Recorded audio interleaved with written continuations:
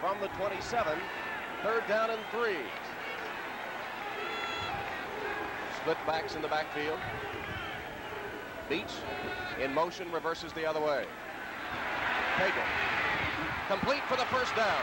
Beats the tight end all the way across the 35 to the 37. Gain of about 10 on the play before Kozlowski comes from the strong safety spot to stop him. Indianapolis goes to the air for a first down.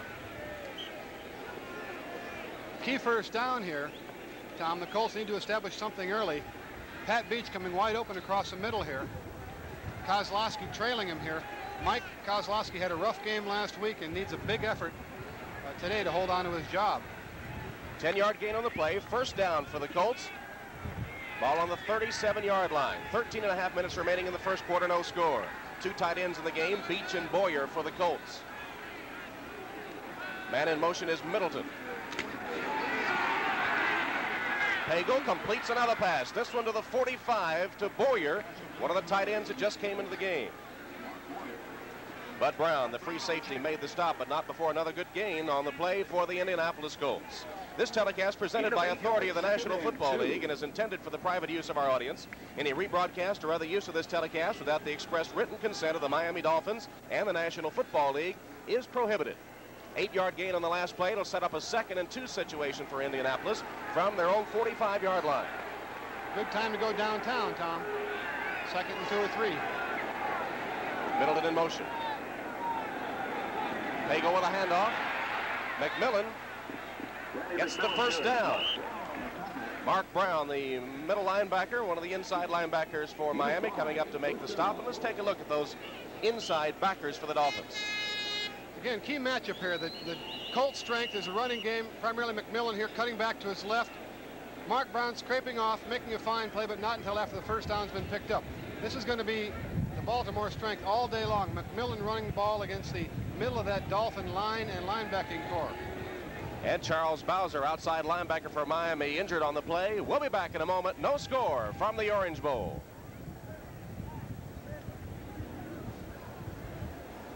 You see him on the Miami bench. He had 3 quarterback sacks against Houston in the opening game last week to tie him for the lead in the National Football League. He's gone out, replaced by Sanders Shiver. Shiver and an outside linebacker, 6'2", 10-year veteran out of Carson Newman. He weighs 230 pounds. First down for the Colts at midfield. No score in the game. 12 minutes to play first quarter. Middleton in motion. Pagel. He's got a man. Knocked away at the last minute. Martin streaking downfield, but Langford on the coverage caught up to him to knock the ball away. Tom, I like what Pagel's doing early in the ball game. They've established a nice ball control type of drive here, but he's throwing on first down. I think this ball probably caught up and hung just a little bit. Seemed like the Robbie Martin had a step on Langford, but throwing against a wind gusting 30 to 35 miles an hour tends to make a ball hang up there occasionally. And I think that one did it. But Pagel's doing a good job of mixing it up on first down, throwing it on a couple of occasions here. Art Schleister with a strained right knee. He started against Pittsburgh last week, and Coach Dowhauer says he'll start again next week if he is healthy. Meantime, Mike Pagel doing a good job directing the Colt attack. 2nd and 10 here. Over the middle, too high for Beach to handle. He was open, but the pass too tall. Indianapolis able to move the ball on the Dolphin defense so far, both through the air and on the ground, although the passing weapon has been their most effective so far as Dowhauer looks for a balanced attack. His team got behind quickly at Pittsburgh last week and had to go to the pass more or less in desperation. Schleister hit only 12 of 24 last week and had 2 picked off. He left the game late and was replaced by Pagel, and Pagel gets the start today with Schleister on the sideline with a strained right knee. 3rd and 10. Under pressure, Pagel way overshoots, beats the intended receiver. The Dolphins got some pressure on him that time. They had some pressure. They were in front of his, blocking his vision, but he had time to throw the ball. It was just thrown high. Again, I think it may have taken off in the wind. The Dolphins can ill afford the loss of Charlie Bowser. From the end zone again, you see Pagel. The wind swirls around. It'll be with him sometimes, against him at others. This time, he's probably throwing with the wind, and it sails way over Beach's head. And no one had a chance for that one. Perhaps the wind aided. That's a shame from the Colt point of view. He was coming wide open, could have gone deep into Dolphin territory there if he'd been hit. Ron Stark, the Indianapolis punter, for his first attempt of the day. Lockett deep, now called for and taken on a fair catch for the Miami Dolphins by Lyle Blackwood. So no score. The Miami Dolphins will have the ball for the first time when we come back.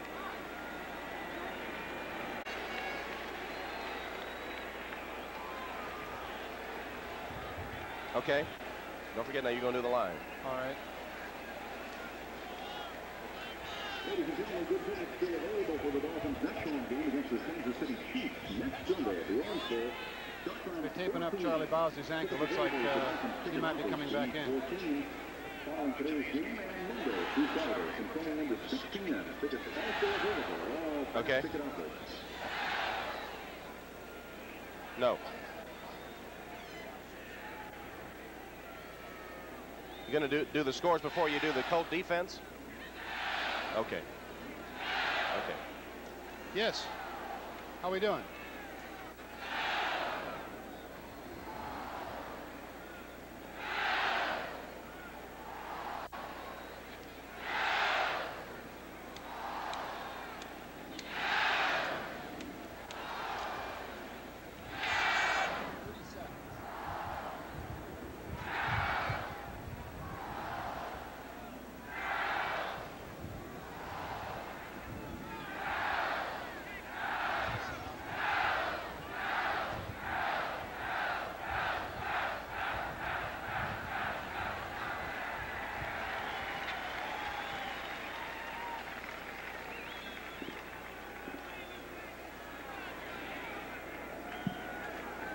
The Miami Dolphins set to put the ball in play from their own 16-yard line. No score in the game. First quarter, 11:28 to play.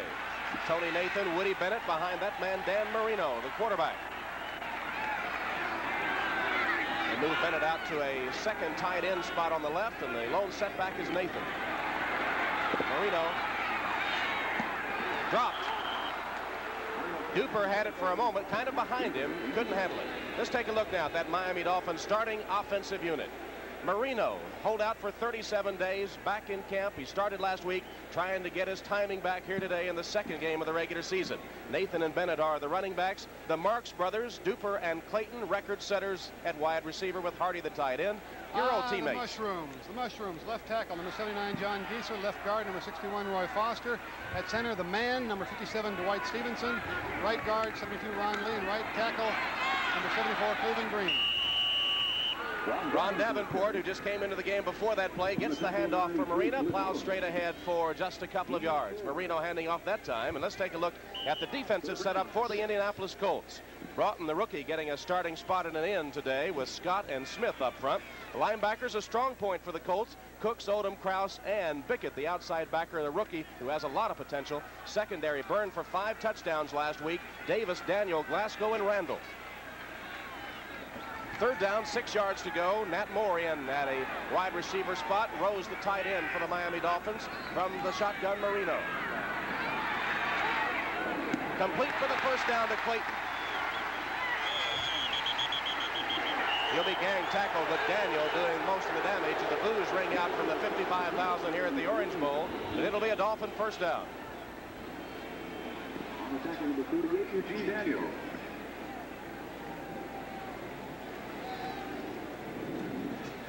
Other scores around the NFL today. First quarter score, the Bears leading the Patriots 7-0.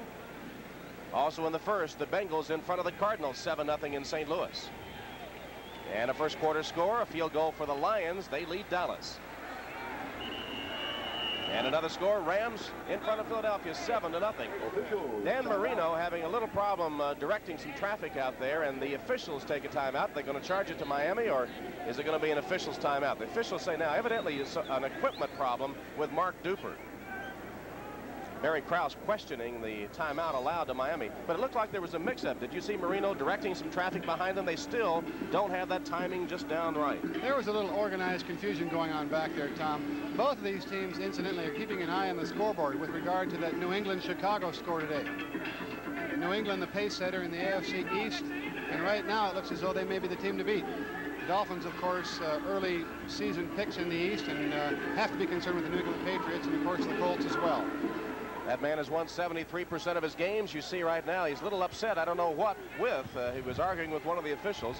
The Dolphins did get a brief officials timeout. And here's Marino. 11 team records, 5 NFL records, and a fantastic 1984 season. First down for the Dolphins. Wide open across the middle, Nathan. Midfield and into Colt territory. Krause was beaten on the play in the coverage from a linebacker spot. And Nathan gets a big gainer, 25-yard play. Tom, one of the problems in the NFL today, isolated a linebacker like Krause, big strong guy, having to cover a fast, quick guy like Tony Nathan. Been around forever, smart as they can be, and it's a mismatch when you have that. Marino did a great job of picking it up. First down for the Dolphins. The ball on the 47-yard line of the Indianapolis Colts. Lorenzo Hampton, the rookie out of Florida, into the backfield for the Dolphins. Marino downfield. Incomplete. Preston Davis back on the coverage for the Colts as Clayton headed for the end zone. And Davis able to knock it down. All right, good coverage by Davis all the way here. Preston with him step for step. Marino taking advantage of the wind at his back this first quarter. Just a straight fly pattern. Ball's in the air. Clayton sees it coming back for the ball. Almost makes a great over-the-shoulder catch. Davis never saw the ball, but was running with him stride for stride. Good coverage that time. There's Clayton's corner. He's bought tickets for underprivileged kids, and they're sitting in the end zone here today. Clayton's kids in the end zone, and courtesy of Mark Clayton. Preston Davis on that last coverage, beaten by Lips 3 times for a touchdown last week. Dolphins go to the run. They get it to the 45, gain of a couple. Lorenzo Hampton carrying before Barry Krause comes up to stop him. Krause leads this team in tackles, #1 tackler on the squad last year, and led the Colts in their first game against Pittsburgh with 13 tackles. That's Hampton. You see what a great career he had with the Gators of Florida. That's right, Tom. Barry Krause, one of the underrated linebackers in the entire league. Always been a very smart, strong, durable player. Good communicator. There's Krause. Mark Duper a little shaken up. Last couple of plays, he's on the Dolphin bench. They're looking at his knee. 3rd and 7, Miami from the Indianapolis 45. Marino on the shotgun. Bad snap. Complete. First down to Nathan. Colts thought they might have had a fumble. Glasgow picked it up and set sail for the end zone, but the ball ruled down. Good enough for the first down as the Dolphins keep their drive going. Again, Tony Nathan, the veteran ball player. Low snap there by Dwight Stevenson. That's not as easy as it seems. Tony Nathan, being the veteran, knows exactly where the first down marker is. The sticks. Just gets across it. That's a tough call there. I don't know. The knee may have been down, but that very tough call. First down for the Dolphins. 7:50 remaining first quarter, no score. Split backs in the backfield, Hampton and Bennett. Wide receiver to either side. Clayton and Moore. Handoff is to Hampton. Gets a yard or two, not much more than that. Odom and Smith on the stop for the Colts. Washington Redskins leading the Oilers, the team that defeated the Dolphins in the Astrodome a week ago. That's the first quarter score. And the Rams add to their lead over the Eagles. Now 10-0 in the first. Rams are off to a good start in the NFC West, Tom. 2nd and 8, Dolphins. 34-yard line of the Colts.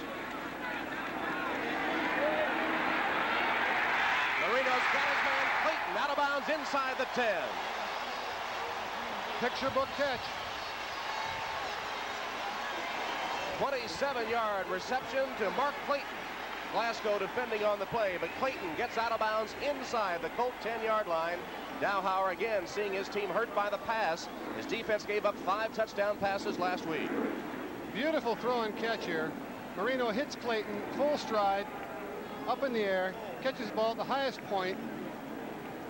Doesn't get much prettier than that. Mark Clayton, special pleasure for him today, being from Indianapolis Cathedral. Wants to do very well against his hometown team here. 1st and goal from the 8 for the Dolphins. Marino will pass. Corner of the end zone. Incomplete, he overshot it. Timing pattern to Nat Moore. Daniel had good coverage. It'll be 2nd and goal for Marino and the Dolphins. Tom, when you get down here in what some teams call the green zone, inside the 20-yard line, what that really does is shift the advantage toward the defender. It's a condensed area here now. Eugene Daniel could afford to play Nat Moore very tightly because he doesn't have 80 yards of real estate to give up behind him. So consequently, you'll see a lot of tighter defensive coverage down here in the near the end zones. Saw how high-powered this offense was in '84. The Dolphins, only the Redskins of '83 scored more points in the season. Running play to the 5 on the carry. Davenport. Barry Krause, who's very strong against the run, comes up to make the hit. And it'll be a 3rd and goal situation from the 5-yard line as the Dolphins look for the first points of the game. 6.5 minutes remaining in the first quarter. Fine play by Barry Krause there. He diagnosed it immediately. One of the things that makes Barry Krause is he's so smart, so savvy. He plays the angles. Very seldom is an offensive guard going to get a clear shot at Barry Krause. Double wide receivers to either side this time. Clayton, Moore, Heflin, and Rose at receivers. Marino from the shotgun. Knocked away on a great defensive play at the last minute by Preston Davis. Fine defensive play by Preston Davis here. Did all he can do. Again, playing tight coverage because we're near the end zone. You can't back up any further than this. Ball's right there. Timing is perfect. Really fine play at the last second. Chalk that one. A fine play for Preston Davis. Maligned last week against Louis Lips, but doing a good job here so far today. Claude Reves, who didn't miss last week against Houston, will try a 23-yarder. And from 23 yards out, it's good. So the Miami Dolphins on their first possession drive down the field and get 3. Dolphins lead the Colts 3-0. He injured it during that scoring drive by the Dolphins, and they're awaiting a doctor right now to see how serious it is and whether or not Duper can go back on the field to play. Reves with his kick taken by Martin a yard deep in the end zone. He's going to come out of there with it. Gets some room to the outside. Still going. Nice return by Martin to the 35-yard line. With the Dolphins leading 3-0, let's go to Bob Costas at NFL 85. Orange Bowl with the Dolphins leading the Colts 3-0, 5:51 to play in the first quarter. That was a 36-yard return by Robbie Martin. And the Colts will put it in play from their own 34-yard line. McMillan, the single setback. Butler, the man in motion. Here's the give to McMillan. Didn't appear to be much there, but made a nice run out of it. He'll get up just shy of the 40-yard line. All right, one of the stalwarts of the defensive line, Doug Betters, the defensive captain, shown here getting double teamed. Tight end Pat Beach gives him a hand. Whoa, comes back for a double shot there. Doug didn't see him. Little throw there. Doug Betters having a fine year, the leading sacker for the Dolphin defense the last 2 seasons. After that 6-yard gain on the running play, it'll be 2nd and 4, just shy of the Colt 40-yard line. McMillan and Middleton. Now McMillan goes in motion. Middleton, nothing there. Mike Charles and Mark Brown were waiting, weren't they? All right, Doug Betters here. A little delay coming upfield, which is his primary responsibility. Kind of a sucker, misdirection play, but Mark Brown waiting for the ball carrier that time. Got a couple of yards on the play. It'll be 3rd down, 2 yards to go for the Colts. From their own 42-yard line, they trail the Dolphins 3-0, 4.5 minutes to play in the opening quarter. From the Orange Bowl in Miami. It's a big down, Tom. They need to establish some field position. Mike Pagel off the hands of the intended receiver, Ray Butler, incomplete. It'll set up another punting situation. Langford back on the coverage for the Dolphins. Tom, one of the concerns the Dolphin defensive coaches had is all the movement and the multi-sets that the Colts show. It's very important because each set, whether it's 2 backs and 2 tight ends and 1 wide receiver, or 2 backs and 1 tight end and 2 wide receivers, or 2 tight ends, 2 wide receivers and 1 back, all 3 different sets have drastically different capabilities. And it's important that the Dolphin defense and their coaches be aware of who's in the ball game. Ron Stark to punt for Indianapolis. He shanked that one.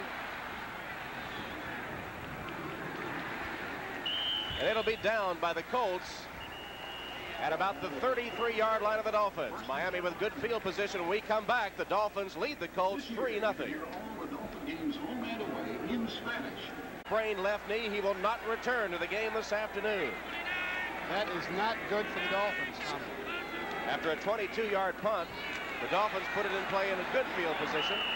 Hand off to Lorenzo Hampton, who scrambles forward before Byron Smith can put the stop on him. A gain on the play of about 4 or 5 yards. Detroit upping its lead over the Cowboys, 10-0 in the first quarter. Lions in front. How about that?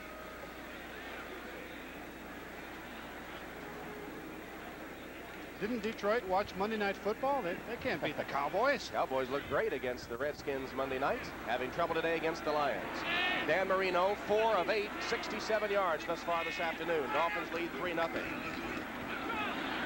Again, they try the running play up the middle on a second down try. Cliff Odom, the linebacker, comes up to make the stop as Davenport got a yard or two on the play. And again, it's Barry Krause, the inside backer, who's very tough for the Colts against the run. Barry Krause, as I said before, one of the truly underrated linebackers. Standing up the guard, Ronnie Lee there, standing up the guard, a big man, just taking him off his feet and getting on the tackle.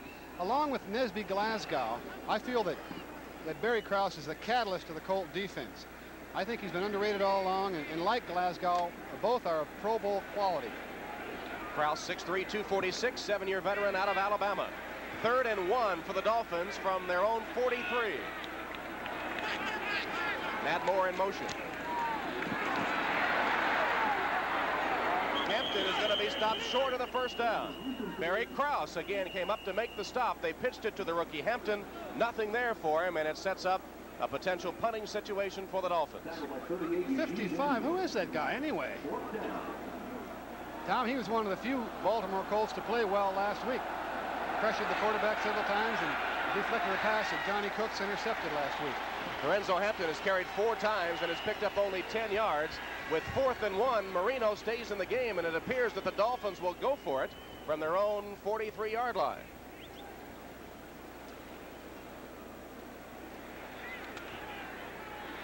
Joe Rose, who's come in at a tight end spot, brings the play in from Don Shula.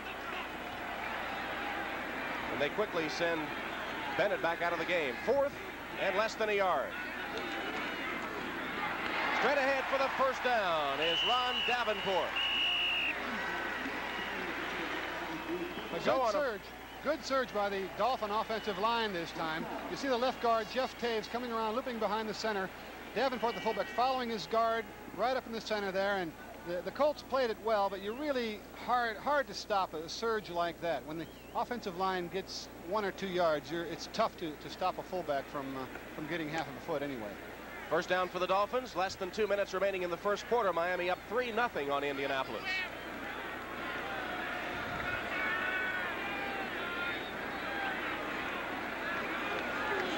Marino to pass.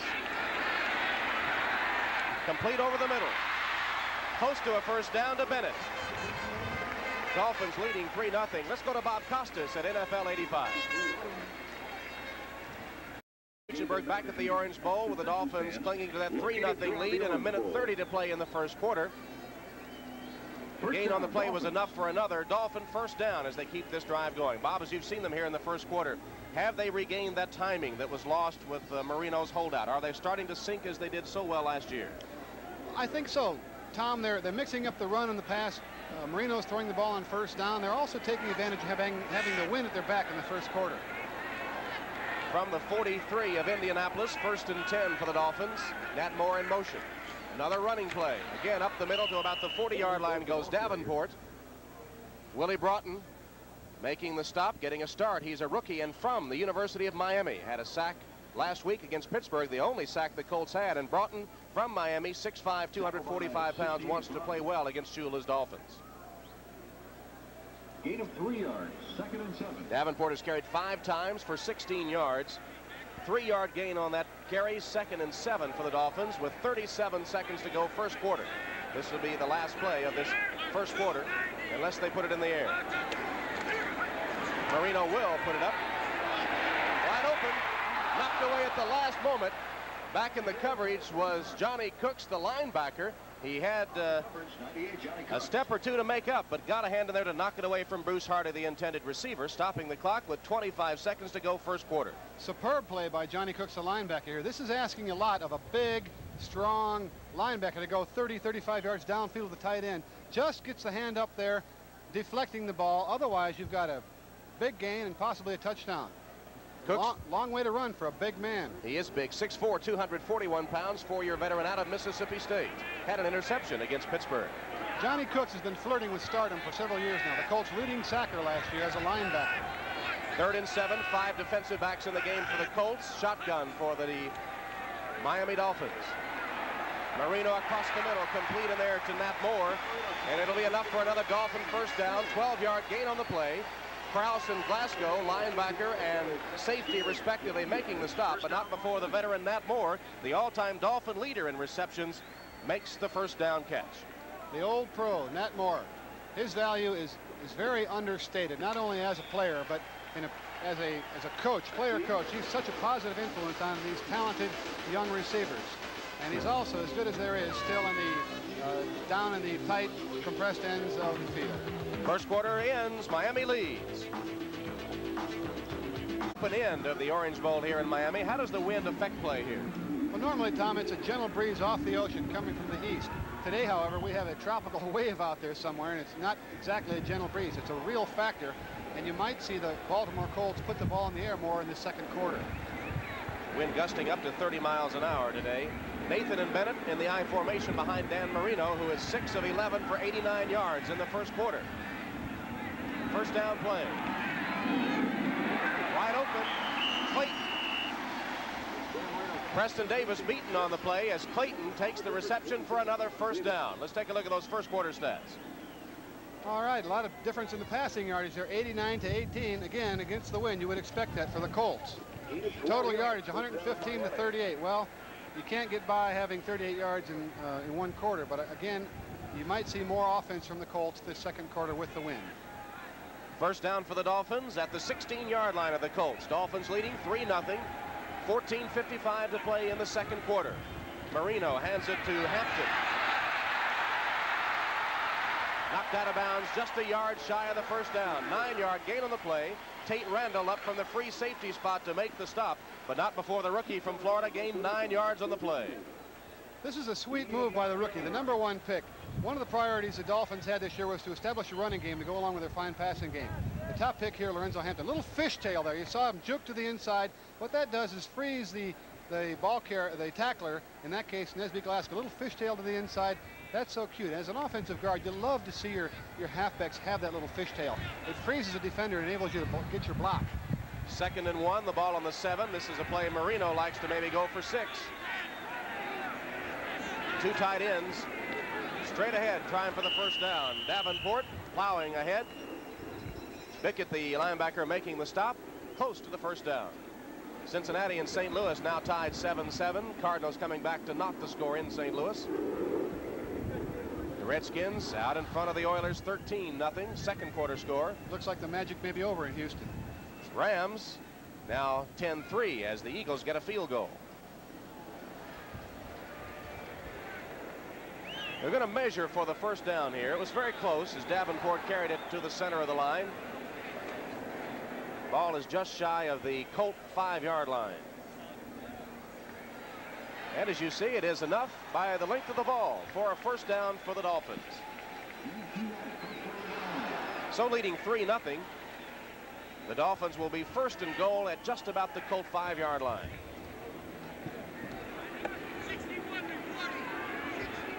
Remember now, Mark Duper not playing. He has a strained knee and will be out for the remainder of the game. Nat Moore, the veteran, has come in to take his place on most passing situations. Right now, Clayton and Moore are in the game, along with tight end Bruce Hardy. First and goal from the 5.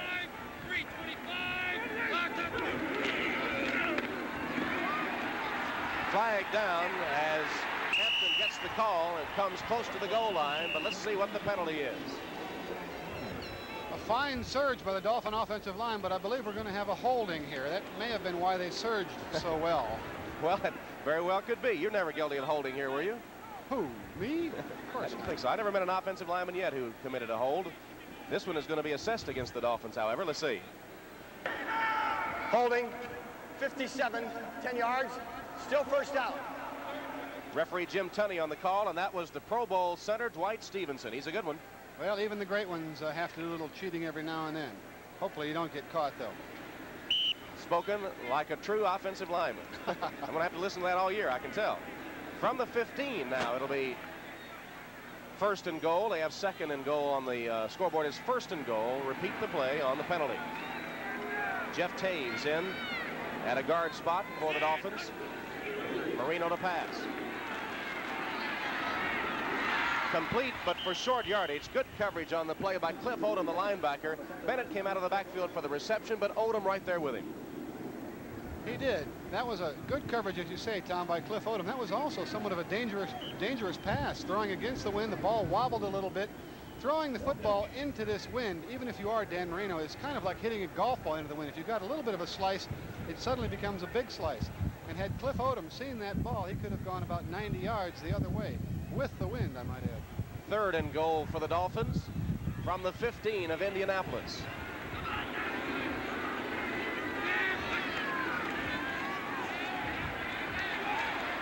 Marino completes it short to Clayton, and he'll be stopped shy of the goal line. It'll be fourth down. Eugene Daniel gave him some room, let him make the catch, and then stopped him short of the end zone. Mark Clayton, what a talent. Set the record last year with 18 touchdown catches. You see him driving off Eugene Daniel here, cutting back out to the middle here, wide open. Could have been a miscommunication in the Colts secondary. Fine tackle there by Daniel, but it's going to be hard to contain Mark Clayton from Indianapolis Cathedral all day long. Playing with a new contract, just renegotiated a few days ago by Joe Robbie, the owner of the Dolphins. From the 8-yard line, third and goal.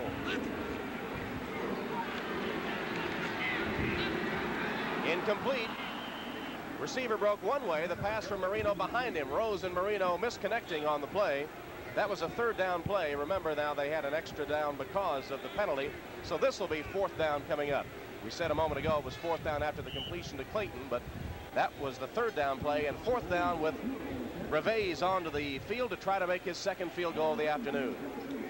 Little miscommunication on the hookup in the end zone there. That's what happens, Tom, when you've been out of training camp for 5 weeks. This is only the second week back in camp for Marino. 25-yard attempt coming up from Reves. It's good. Reves 5 for 5 in the field goal department this season, extending the Dolphins' lead. Miami leads Indianapolis 6-0. Tom Hammond and Bob Kuchenberg from the Orange Bowl in Miami. Dolphins leading the Colts 6-0, 12:30 to play second quarter. Bob, the Colts have to be encouraged by the turn of events so far. They certainly do, Tom. Key defensive stand there, holding the Dolphins to 3 points. They are now within a touchdown of the lead. Again, they have the wind at their backs, and we'll see if we have a more wide-open Colt offense in this second quarter. Reves had just kicked the 25-yard field goal with the kickoff. Return to the 20 by Martin to the 25. Gets away from a couple of men. Still going to the 30. Another good return by Robbie Martin. All right, now let's update you on other scores around the National Football League this afternoon. Chicago leading New England 7-0 in the second quarter. Both the Colts and the Dolphins are cheering that score. Cincinnati St. Louis tied 7-7. Washington leading Houston 13-0. Detroit in front of Dallas still 10-0 second quarter. Buffalo on the scoreboard against the Jets in the first quarter. And the Rams 10-3 over the Eagles second quarter score.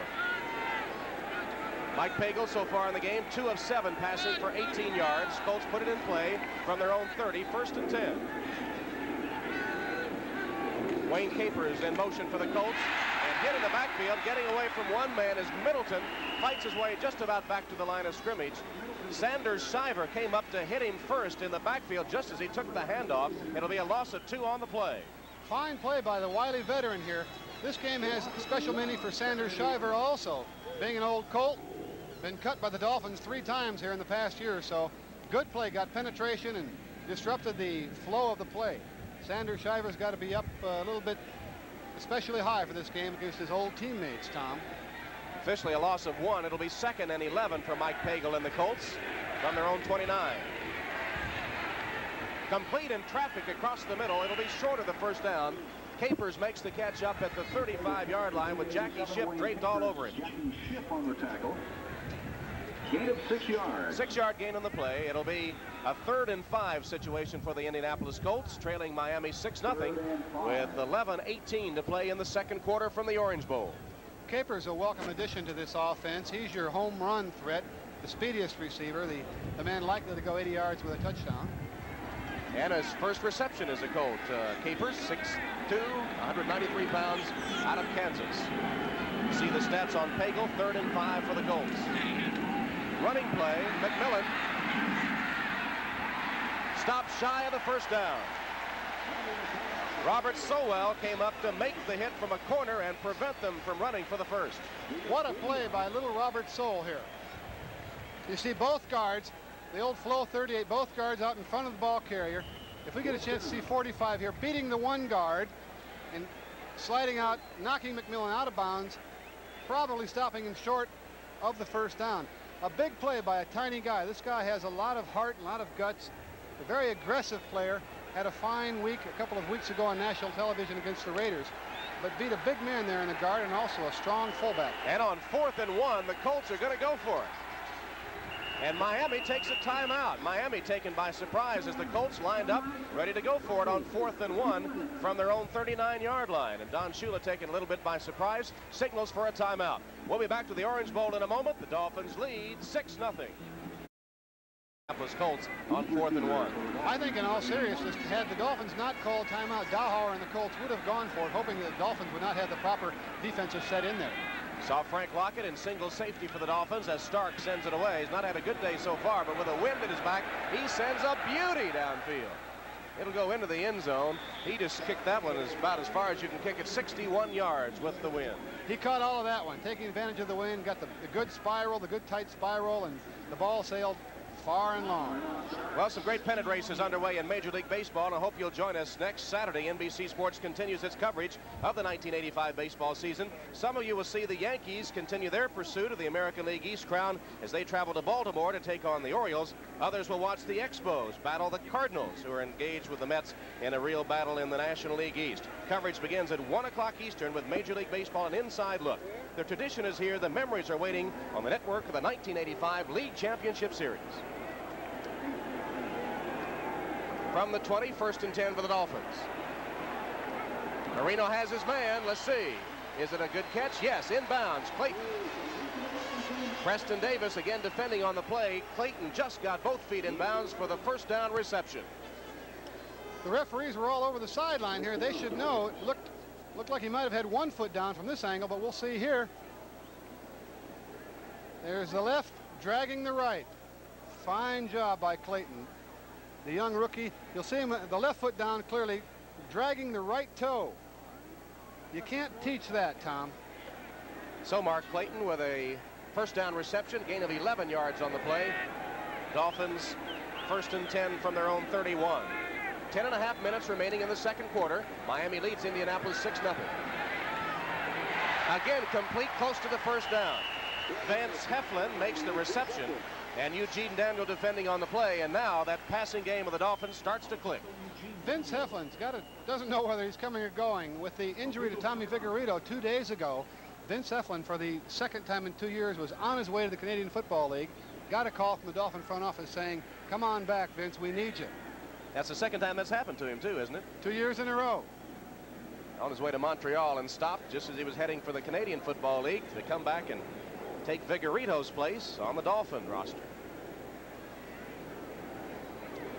Vince is also quite a special teams contributor. Going to measure for the first down here, and it is enough for a first down on the reception by Heflin. Hope you'll stay with us at halftime. Bob Costas, Ahmad Richard, Pete Axthelm with NFL 85. Well, Tom, it's early yet, but you're right. It does seem as though Marino seems to be coming back a little bit, getting his timing. He's working with a variety of receivers here, and he's been putting the ball in there pretty well so far. Mark Clayton, who's done most of the receiving today, is wide to the right here. First down play. Play action pass. Complete. Fumble. Still loose. The Colts have it. Eugene Daniel at the bottom of the stack gathered in the fumble by Bruce Hardy after the completed pass, and Daniel picks it up to give the Colts possession in good field position. Now, Bruce Hardy here makes a basic mistake. He's trying to turn it upfield, doesn't put the ball away. He came across the middle crossing, caught the ball. The ball was slightly underthrown, a little wobbly, but he caught the ball. Marino finding him here on the left side, throws the ball a little bit low, but he catches it, goes to turn upfield. Actually, Daniel just put the hat on the ball. A picture book tackle, that's what they tell you.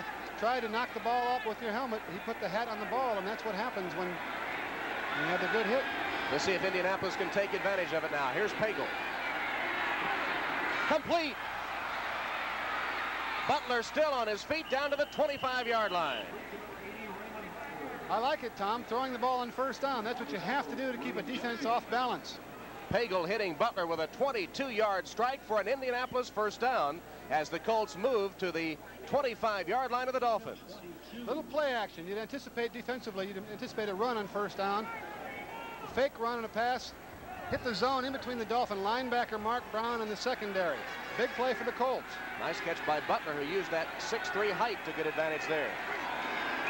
Premature movement on the left side of the offensive line of the Colts. I think he had big number 75 All-Pro Chris Hinton moving just a little bit early. Maybe that's why he's an All-Pro. Just a little extra head start. False start. Number 75, 5 yards, go first down. It was indeed Chris Hinton who was guilty of the false start. Former guard. In fact, he was a Pro Bowl guard in 1983, now playing offensive tackle. He's a great one, Tom. As a matter of fact, he's the first American Football Conference rookie to be a starter in the Pro Bowl since the National League merged with the American League in 1970. A tremendous run blocker, has a great surge off the ball. So Coach Dowhauer, as his team now faces 1st and 15 from the Dolphin 30. And again, we get movement. This time it looked like it might have been on the Dolphin defensive line. I believe they may have returned the favor. And we'll sort it out here again. We'll listen to referee Jim Tunney. Encroachment, nose guard, 71, 5 yards, 1st and 10. All right, give that 5 yards to Mike Pagel, the wily veteran there. A lot of the better quarterbacks around the league, the experienced quarterbacks, can draw the other team offside in a key situation with a different voice inflection. And I think that's what he did there. He got the nose guard, Mike Charles, offside with a little bit, few added decibels to his voice. Miami's been penalized twice for 15 yards. The Colts once for 5 yards here in the first half. First down play. Wide open, incomplete. Beach sort of turned around backwards the pass a little high, but he was wide open. Pagel would like to have that one back, I'm sure. He had Beach for an easy 5 to 7 yards, and he breaks the tackle. Could have gotten into the end zone. Beach shaking his head as he comes off the field. 6'4", 242 pounds, 3-year veteran out of Washington State. Spent all last year on injured reserve with an ankle injury. He's one of the all-round contributors to this ball club. He's a blocker on short yardage, helps on the field goal and extra point teams. With a 45-man roster, it's important to be able to do more than one thing. Pat Beach does them all very well. Second down, 10 yards to go for the Colts. Capers is wide to the right. Pagel. Complete. Butler again. Drags people close to the first down. I believe he has the first down inside the 15 of Miami. Bud Brown hanging all over him, finally able to drag him down, but not before Butler was able to make the 12-yard catch for a Colt first down.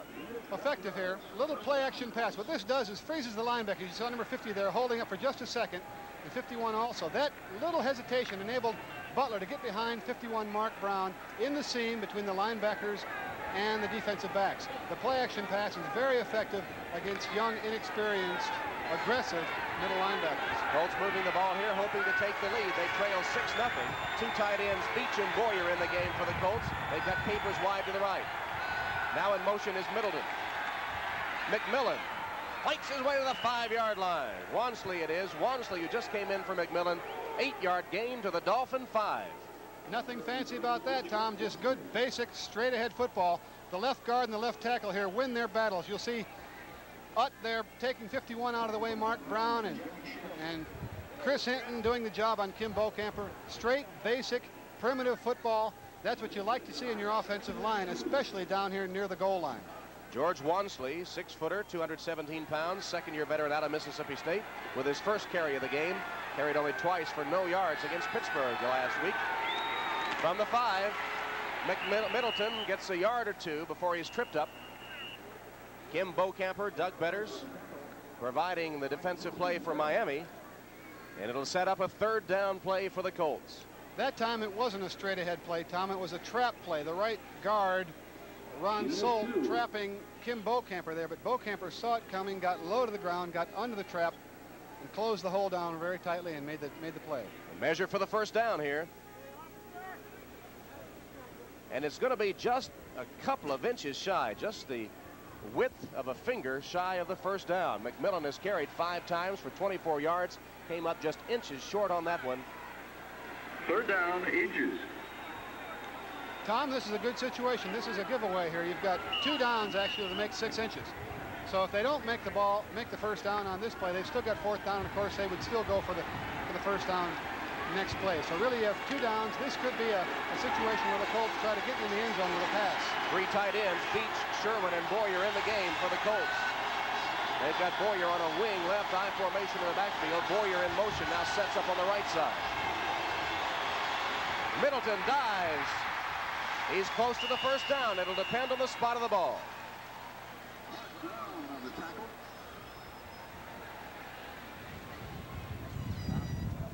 Not much doubt about this one, Tom. A good surge by the right side, number 83 there, getting movement. There's nothing much the linebackers and secondary can do at that point. If you get whipped up front, you really can't stop a play like that. What the Colts are doing now is very impressive. They're manhandling the Dolphins in the trenches. And this is what the Colts do best. They're big and strong. And also, interestingly enough, for the Colts, it's the Achilles heel of the Dolphin defense. They historically have not been good against the good physical, tough runs up the middle. First and goal for the Colts from the Dolphin 2-yard line. A touchdown and an extra point would put them in front. Pagel to pass. Touchdown, Beach.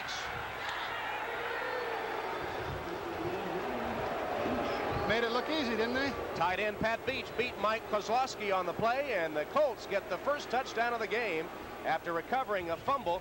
They take it in to score, and with the extra point, they could go in front. I like the call, Tom. First down, the Dolphins are dug in, defending the goal and expecting a run. It's a fake run and a pass. So he's got plenty of time to throw. The linebackers are looking for the ball carrier in a run, leaving Beach alone on the side there. Made it look awfully easy. That's because the Dolphin defense was dug in deeply, expecting a run.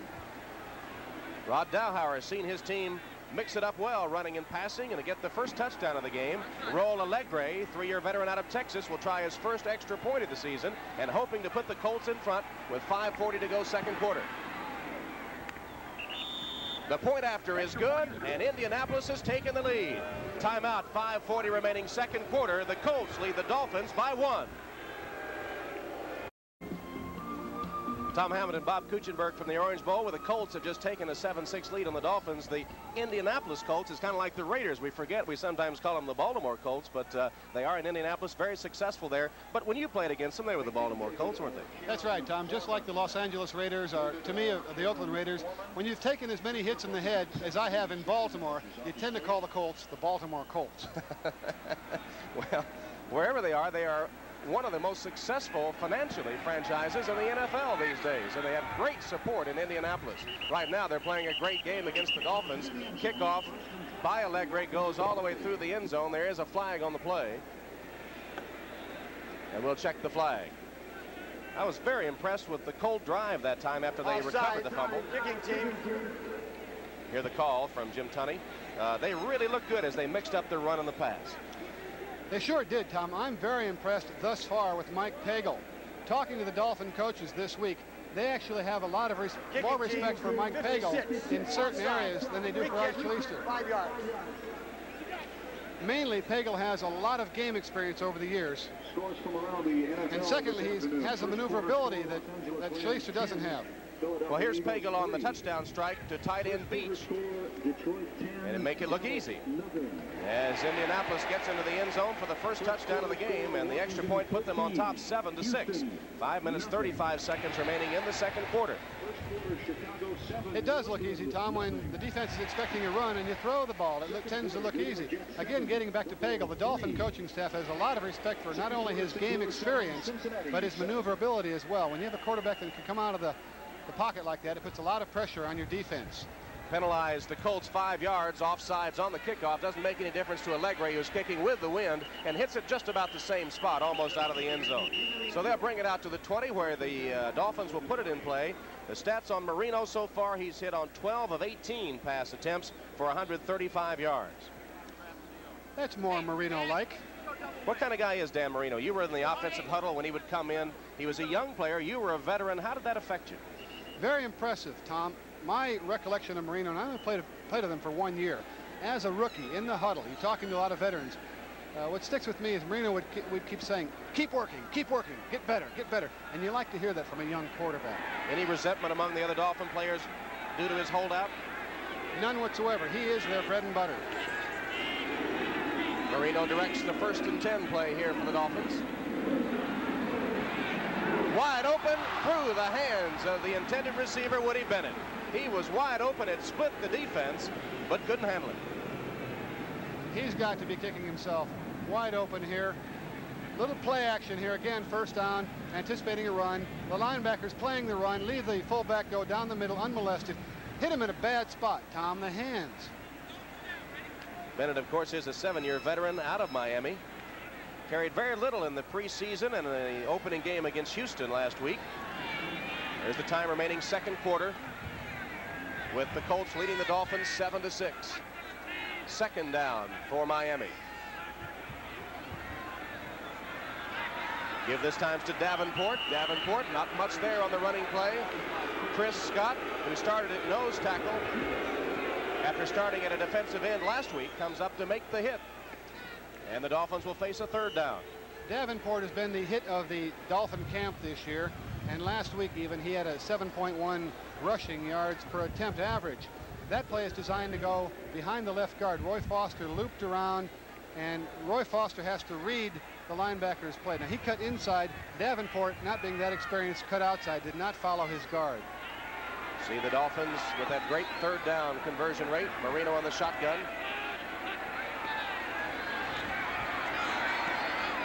Complete for the first down.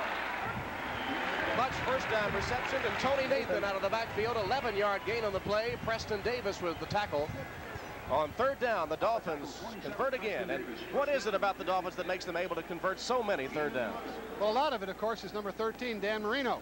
This is a key play, though, because there's 4:29 left in the half. If the Dolphins don't make this first down, they've got to give the ball up. Kicking against the wind, the Colts realistically could have expected to get the ball around midfield and have plenty of time to add to their lead. Big play for the Dolphin offense there. Cold lead is 7-6 with 4 minutes remaining in the second quarter from the Orange Bowl. Miami with a first down from the 33. Davenport stopped up just about the line of scrimmage. Last week, Davenport gained 50 yards in 7 carries. Today, 8 carries for about 20 yards. Chicago leading New England. Second quarter, the Bengals have taken the lead on the Cardinals. Gain of 2 yards. Washington by 13 over Houston.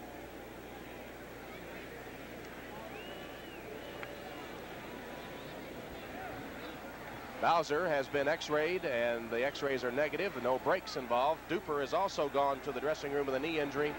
Apparently it's a sprained knee. He'll not be back. Second down and 9. No good. Clayton couldn't handle it and perhaps was out of bounds as well, as they flushed Marino out of the pocket that time and tried to throw it on the run. What about the coverage this time in the Colts secondary? They gave up 5 touchdown passes against the Steelers, playing better today. Yes, they are, Tom, and this is strictly a 3-deep zone here. This play was designed for Marino to roll out. There you see the field being pretty well covered by a lot of blue jerseys there. Marino designed the play to roll out. He simply didn't have anywhere where to go, and more or less dumped the ball to the sideline, hoping perhaps it would be caught, but if not, no big deal. So it was a designed rollout play, and Marino on the run got it to Clayton, who couldn't handle it, right at the sideline. It's 3rd down and 9 for the Dolphins. Just over 3 minutes remaining second quarter. Colts lead by 1 from the shotgun. Complete for the first down, right up to midfield and into Colt territory. Tight end Joe Rose. 16-yard gain. Other NFL scores: Detroit in front of Dallas 10-0, second quarter. The Jets still in front of Buffalo 7-3 there. That's the second period score. And the Rams leading the Eagles. The Eagles get another field goal. It's now 10-6. Here in the Orange Bowl, it's the Colts in front of the Dolphins 7-6. 2 minutes, 35 seconds on the clock, second quarter. Dolphins have a first down at the 49-yard line of Indianapolis.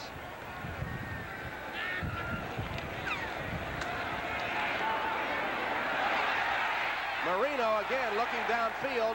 Flag on the play. Could be an interference call here as Krause, the linebacker, forced to cover deep.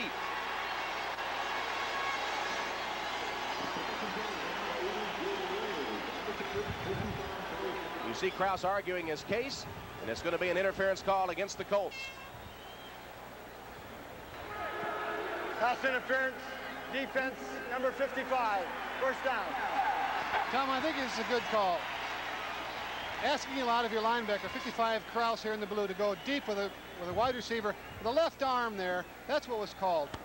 You saw that earlier. Again, that's asking a lot of a linebacker to go deep into his zone like that, running man for man. But what was called there was the left arm being put up by Krause to keep Joe Rose from getting to the ball. Good call. 28-yard penalty, first down Dolphins at the Colt 22. The give is to Davenport. Nothing there. Swarmed on by blue-shirted Colts defenders. Down at the bottom of the stack, Byron Smith, with help from Preston Davis from a corner. As an old offensive lineman, Tom, again, Davenport did not have the experience there. He has to read his offensive tackle's block on that play, either to cut inside or outside. There was a large hole on the inside there, but he opted to cut to the outside. 2-minute warning. Colts lead by 1. The scenery. As the scenery, the Dolphin cheerleaders. The Miami Dolphins driving, trying to get on the board here before the end of the first half. They just had the 2-minute warning. The Dolphins trailing the Colts by 1. Miami has put together field goals, a pair of them in the first half, but have yet to dent the end zone. And right now they face a 2nd and 8 situation from the Colt 20-yard line. Marino 14 of 22 for 162 yards in the first half.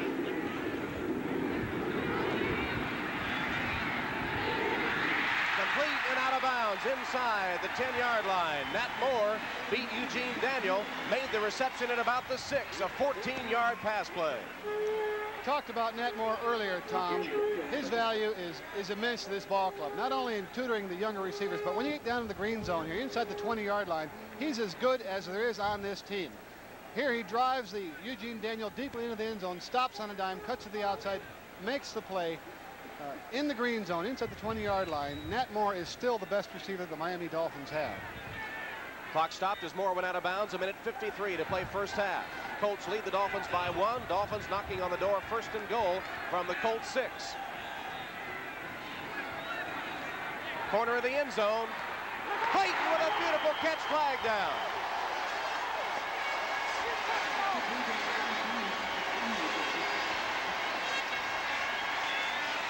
The penalty against the Colts, the touchdown will stand. Clayton made a super catch. He sure did. I don't know how he caught this ball. Looking over his inside shoulder, the Colts had the blitz on. Marino lofted the ball, the old alley-oop pass. The ball comes down really over his opposite shoulder. You'll see here, stutter stepping, getting Davis to turn his back. The ball's in the air now, looking over his left shoulder. At the last minute, has to look over his right shoulder. Never really saw this ball to the last second.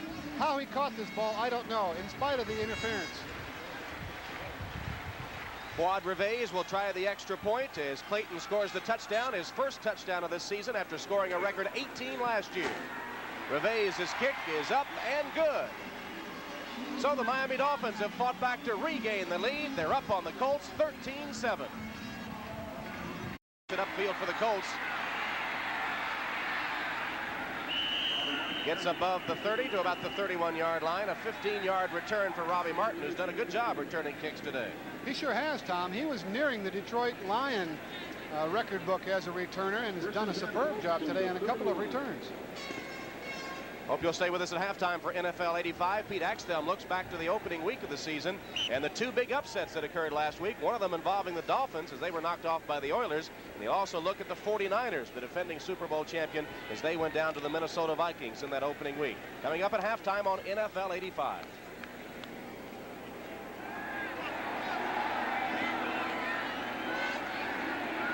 Baltimore first and 10 from its own 31-yard line. You see the stats on Pagel first half. He's going to put it up again. Quicker. He's sacked.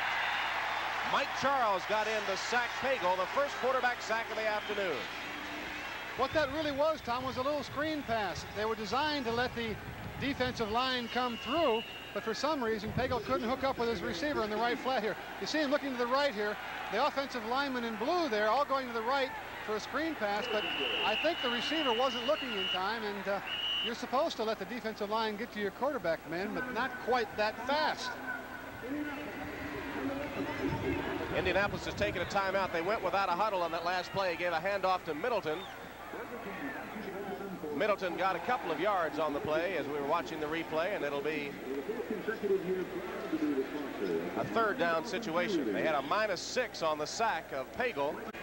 Quite a contrast, Tom, for the Colts this year under Rod Dowhower. Frank Kush, of course, ruling with the iron fist. Rod Dowhower, not the emotional Vince Lombardi type. Third down play for the Colts, 3rd and 11. A minute 26 remaining second quarter. Dolphins lead 13-7. Pagel completes it short. Up to the 40 and to the 42 and a first down. George Wansley out of the backfield takes the first down reception for the Colts. Dolphin defense in the prevent setup, giving. They don't mind giving up 5 or 10 yards at this point, figuring that they can't give up 60 yards in a minute 16. You see the 3 linebackers dropping very deep in the zone. They're not going to give up anything deep. Shuttling it off to the ball carrier coming out of the backfield is not a big deal. You don't like to give up the first down. You don't like to give up chunks of yardage in 20, 25 yards at a crack, but 5 or 8 yards here and there isn't a big factor at this point. Colts take another timeout. George Wansley on that reception for 14 yards and a Colt first down. A pretty select company has passed for over 5,000 yards and the 4th ranking passer in Colt football history. First and 10 for Indianapolis, a minute 16 showing on the clock. Pagel looks long, wide open. Wansley again on the reception down to the Dolphin 30-yard line. Communication breakdown there, Tom. The linebacker didn't get in the deep zone there.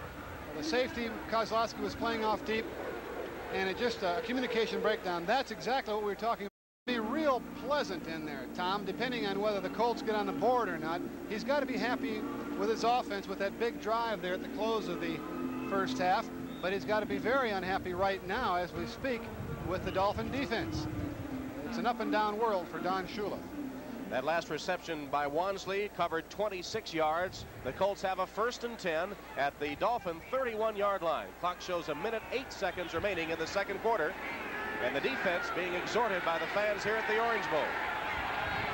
Yeah, that banner says a lot, Tom. Pagel stays in the pocket, throws an interception. Picked off by Langford. Paul Langford stepped in front of the intended receiver and picked it off to kill the Colt drive. He timed it perfectly as the pass was intended for Butler. And the fans like that, Tom. That's the type of big play defense that the Dolphins have not been getting. Paul Langford makes a big play stepping in front here. He's got good protection, plenty of time to throw. This ball should not have been thrown. Either he didn't see Langford or just overestimated his own arm. Langford was all over the receiver, had no business throwing that ball. As I was saying, that's the type of big play defense the Dolphins have not had so far this year. Last week, William Judson made the big play, a 61-yard interception. Judson, like Nesby Glasgow, on the verge of becoming an All-Pro. But aside from Judson, the Dolphins have not had the big play defenders, and that is a sorely needed point. First turnover of the day by the Indianapolis Colts, 13-7. Dolphins lead, just over a minute remaining in the first half of play. Marino, 16 of 24 this afternoon. And he got another reception. Good catch right at the first down marker by Joe Rose, the tight end. Odom, linebacker, back in coverage. It'll be marked right at the first down marker, maybe less than a yard shy. Second down play for the Dolphins. They go without a huddle. Clock ticks inside 40 seconds. Shotgun Marino. Incomplete. Kraus collided with Rose, the intended receiver, but remember the new rules this year. As long as the defender is looking at the ball, playing the ball, if there is contact, it's no interference.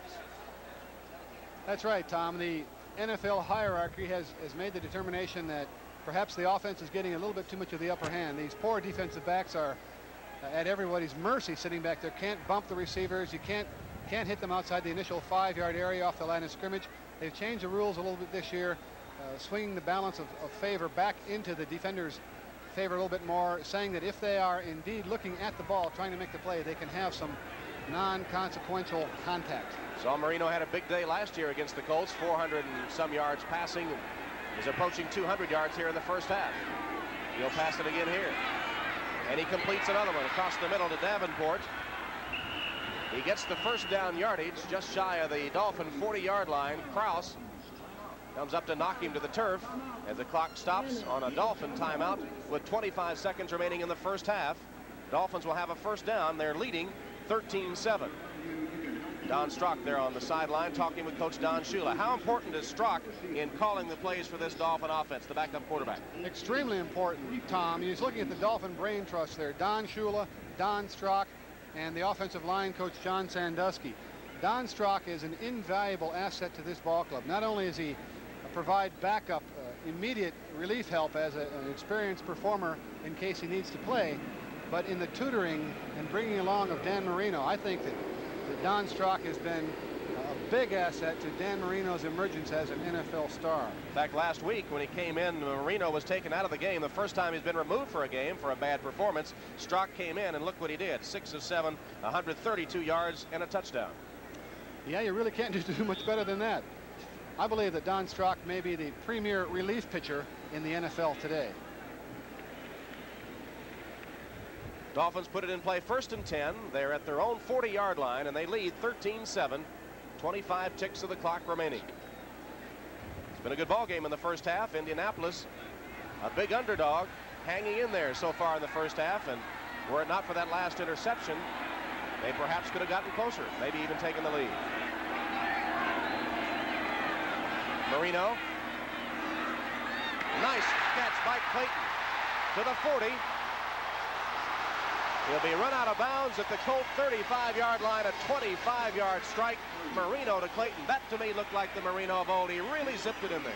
He sure did, against the wind. This kid Clayton, though, is so exciting. I think there are very few receivers in the National Football League today with as much raw talent as Mark Clayton. What makes him is not only does he get wide open here coming across the middle, but he's so extremely dangerous after he catches the ball. You see Nesby Glasgow having to reverse his field there, utilizing Nat Moore's block there, getting out of bounds, stopping the clock. This kid has such a future. Actually, as we looked at the end zone replay, it was kind of a wobbly pass for Marino. At the time, I thought he had really zipped a tight spiral in there, but nevertheless, it goes for the completion and a first down at the Colt 35. 14 seconds left. Marino pumps. Incomplete. Nathan, the intended receiver, linebacker Odom right there on the coverage, had good coverage on him. Clock stopped on the incomplete pass. 8 seconds left. Give credit, Tom, at this point to the Dolphin offensive line. Marino had nobody open there, still wasn't touched there. John Giesler doing a fine job of blocking the entire Dolphin offensive line, giving Marino a lot of time to throw the ball. Very difficult to pass block at this stage because the defense naturally knows you've got to throw the ball, so the advantage is with the defensive man. Marino zeroing in on another perhaps 400-yard game against the Colts, but he hasn't been able to get in the end zone but one time today.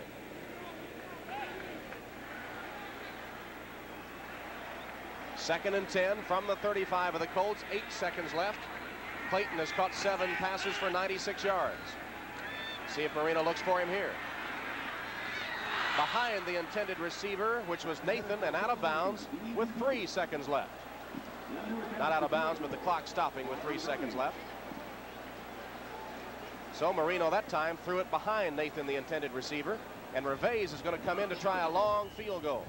This is going to be some kick, Tom. The kid Fuad Reveiz has a strong leg, but you're asking a lot here. 53 yards against a gale wind. I don't know.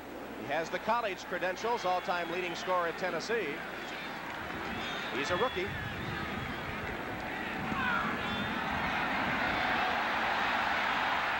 And it'll come up short. No good. You could see the wind really kick it as the kick reached its apex. The wind took hold and started sending it back the other way, and it came up short. So Reveiz misses on the 53-yard field goal attempt. Let's see how he took it. He hit the ball as well as he could. The ball was straight. It's just asking a lot there. Not quite there. Trying to give a little body English home, but can't quite get it there. First field goal Reveiz has missed this year, but still the Dolphins go to the dressing room with the lead. They are in front of the Indianapolis Colts 13-7, and in that first half, although Indianapolis was...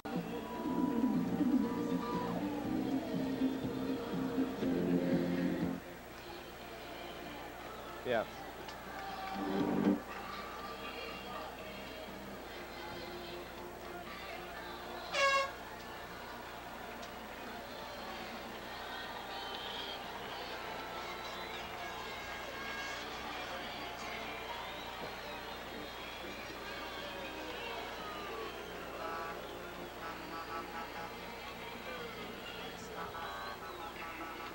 Talk to Marino before today's game. Let's hear from Dan Marino.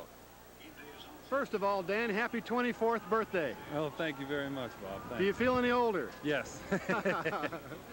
Dan, one of the Dolphins' objectives this year was to develop the running game.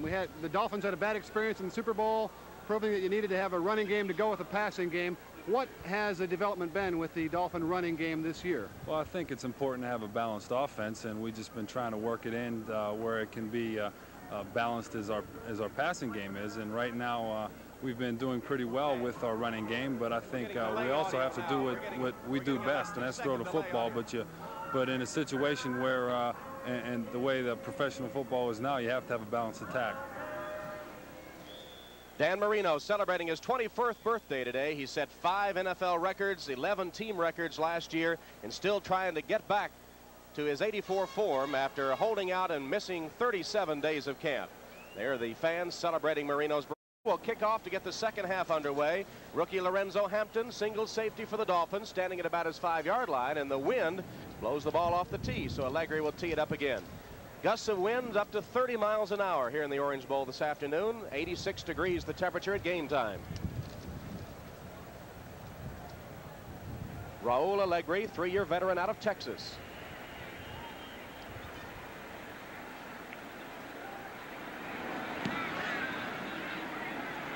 Hampton draws a beat on it. Short kick to the 30, where he's knocked down at about the 31-yard line. Short kick. Hampton returns it to the 31, where Owen Gill, the rookie down on the special teams for the Colts, making the catch.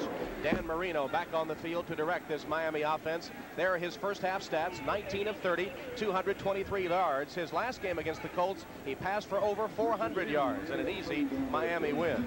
This time they're in a scrap for the final outcome, leading 13-7 as we get the second half underway.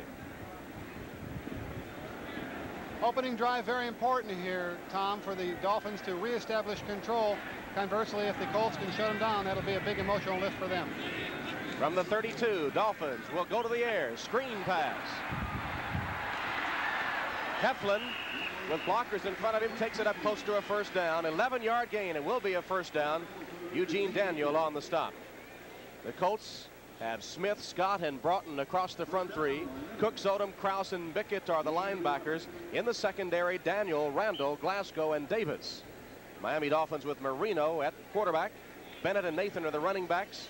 Clayton and Moore, the wide receivers. Remember, Duper went out with a knee injury in the first half. Rose is the tight end. Offensive line, Green, Lee, Stevenson, Foster, and Giesler. 1st and 10 for the Dolphins. Nathan. Good running yardage into Colt territory. 9-yard gain on the play. Dwayne Bickett, the linebacker, finally made the stop. Good straight-ahead football play by the Dolphin offensive line there. Shula must have had something to say at halftime, Tom. As you see the blocking here, Cooch, have they made any adjustments in the blocking? They've gotten good running yardage here in the second half and the first couple of plays. No real adjustment there. Straight-ahead play, the only adjustment would be emotional. Nathan comes out of the game. Woody Bennett and Lorenzo Hampton behind Marino. Hampton spinning for a couple of yards. Chris Scott takes him to the turf. That time the running play didn't go for much. Dwight Stevenson, the all-pro center for the Dolphins here, has a little slip block here. He blocks the one man and hands him off to Ron Lee, going for the linebacker here. Cliff Odom did a good job there of avoiding him. Good defensive play by the Colts there. Opening drive of the second half, Dolphins leading the Colts 13-7. Miami facing a first down situation here after picking up the first down on the last one. It's at the 46-yard line of Indianapolis. Play action pass. Marino complete for the first down. Matt Moore on the reception. Play covered 11 yards, and the Dolphin first down. This time they're moving with authority against the Colts defense. Yes, they are. You can sense a different attitude. Again, Don Shula must have had some choice words there at halftime. The Dolphins have come out with a vengeance here in the third quarter. Nat Moore, again, a very valuable player here, was going to retire a year ago, but 43 receptions last year, and the emergence of Dan Marino tends to change your mind, Tom. First down at the 35 of the Colts. Wide receiver to either side, split backs in the backfield, Hampton and Bennett. Hand off to Hampton. Gets inside the 30, dragging blue-shirted Colt defenders with him. Gain of 6 on the play. Johnny Cooks makes the tackle for Indianapolis. Can notice a different temperament, Tom. The Dolphins have fire in their eyes. Their run selection is different. It's straight ahead. Here we come, baby. Stop us if you can. They're getting good yardage on first down. They're controlling the line of scrimmage right now. Shula played for the Colts when they were in Baltimore and later was the head coach of the Baltimore Colts. Second down, 4 yards to go for the Dolphins. Marino's pass complete again. Taken out of bounds by Matt Moore once again. Eugene Daniel covering, but they're really clicking on every pass now. How are they getting open this half when they weren't getting as wide open in the first half of play? Well, Tom, that is a wonderful situation to be in if you're an offensive team. Second down and 4 or 5 yards to go. It's what we call a run or pass situation. The defense really doesn't know whether you're going to run the ball or throw. They have to respect the run, and that was just a simple out pattern by Nat Moore. You really can't stop that play if it's well executed. Marino has hit 22 of 33, 252 yards so far this afternoon.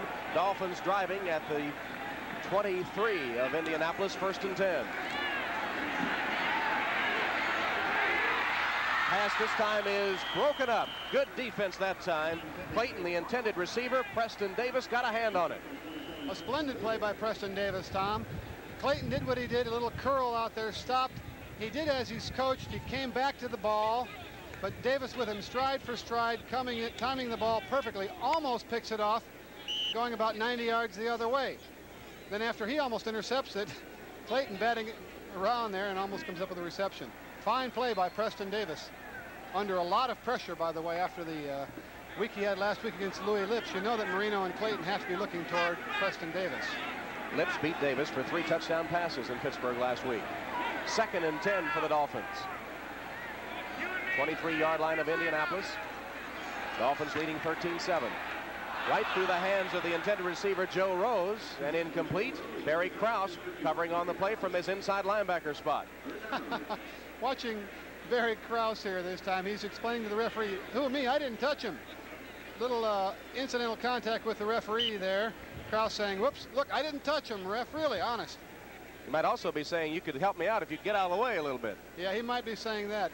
The rule on that, though, the referee is part of the field of play. If a ball or a player hits it, it's just as if it's hitting the goalpost or the sideline. 11:24 to play, third quarter. Dolphins 13, Colts 7. Crucial 3rd and 10 situation here for Miami. Marino in the shotgun.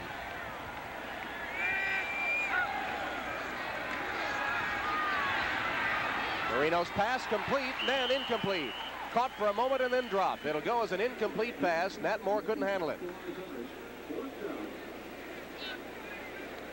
Going to see Nat Moore on this play. Again, this is his special area here, down near the goal line. Coming out of the backfield, little out O-cut, the ball thrown a little bit low, but normally Nat Moore is going to make that catch.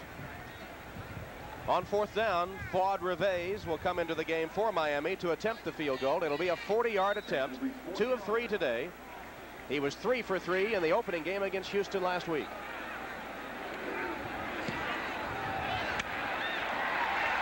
It's good. Fuad Reveiz has given the Dolphins 3 more points. Miami leads 16-7. Reveiz capping a 10-play drive by the Dolphins off the opening kickoff of the second half. Miami leading 16-7. Martin takes it in the end zone about midway back. He won't come out with it. And the Colts will take it on the touchback at their 20. And a fight breaking out on the field. A little extracurricular activity down there, Tom. What do you suppose they're saying to each other? I didn't see what might have triggered it, but perhaps just a little bit of frustration on the part of these two teams, both losers in their opening games and looking desperately for a win here. And of course, the Miami Dolphins aren't used to losing, defending AFC champions, and they have been in a struggle today with the Indianapolis Colts. All right, the Colts will line up and put it in play. 1st and 10 from their own 20-yard line. Donaldson is the center. The guards Utt and Solt. Hinton and Balderschweiner are the tackles. 2 tight ends in the game now, Beach and Boyer. Pagel the quarterback. Martin wide receiver with Middleton and Wansley the running backs.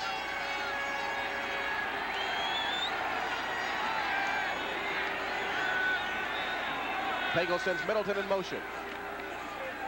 Hand off to Wansley. Gain of about 8 on the play. Wansley behind the block of Ben Utt, who did a good job getting about an 8-yard gain. Defense for the Dolphins. Betters, Charles, and Beaucamp up front. The linebackers, Sendline, Ship, Brown, and Shiver in for the injured Bowser. In the secondary, Langford, Kozlowski, Brown, and Judson. Tom, that was a fine run play by the Colts there. Their left tackle, Chris Hinton, and left guard Ben Utt pulled and did some fine blocking. That's a play first popularized a few years ago by the Washington Redskins with the left side of that hog line. Wansley, the lone setback behind Pagel, retreats to pass. Complete for the first down. Mark Boyer, one of the tight ends, takes it to the 40-yard line and a Colt first down. Let's check some other scores now. On the tackle, William Johnson, gain of 10 yards. First down, Colts. Third quarter score, Chicago continues to lead New England 10-0. Both these squads like that score, Tom. St. Louis has gone in front of Cincinnati 17-14 in the third. Third quarter score, Washington, Houston getting a little closer, 3-point margin now. Detroit continues to shut out Dallas. First down play for the Colts. Run up the middle. Wansley carries again. Gets about 5 yards on the play. Taking a look at the middle guard, Big Mike Charles, the number 2 draft choice a couple of years ago for the Dolphins. He's as big as the world, and sometimes he has a little balance problem, but here he makes the play. But I really have to give the edge to the offensive blocker there because Charles made the play, but it was 5 yards downfield. As an offensive lineman or offensive team in general, if you can get 4 or more yards on first down, you consider it a win because the Colts now have a pass-run situation. Charles is as big as the world, 6'4", 285. 3-year veteran out of Syracuse. George Wansley has carried 3 times for 22 yards, gets the call here, and is stopped after a gain of maybe a yard on the play. Mark Brown did a fine job of plugging this hole there. He anticipated the play, filled the hole, had absolutely nowhere to run. Well, the Jets, destroyed by the Raiders last week, bounced back against Buffalo. Halftime score 21-3. And the Rams continue to lead the Eagles a 4-point margin, 10-6 in the third. Well, Tom, just a few seconds ago we were talking about a wonderful offensive situation at 2nd and 5. Now it's a horrible offensive situation at 3rd and 5. The defense has control right now. 3rd and 5 for the Colts from their own 45. Double wide receivers to the left, split backs in the backfield. Pagel under pressure, sails it downfield. Butler makes a great catch. He sure did. What a throw and what a catch. This ball was thrown long before the receiver was looking. The Dolphins had the blitz on. I believe they had the safety blitz on. The ball thrown a long way downfield against a tough wind. Couldn't have been thrown better, and Butler makes the fine catch. Covers 35 yards. Buddy Brown coming in the blitz here, picked up by Middleton. The linebacker coming in, or Kozlowski the safety. All-out blitz. Pagel knew, of course, it was one-on-one, and Ray Butler was up to the occasion making a fine catch. So after the 35-yard reception, it's 1st and 10 for the Colts at the Dolphin 21-yard line. Middleton and Wansley, the running backs. 2 wide receivers to the left. This is Wansley. Couple of yards on the play. Now let's pause briefly for station identification. This is the NBC television network.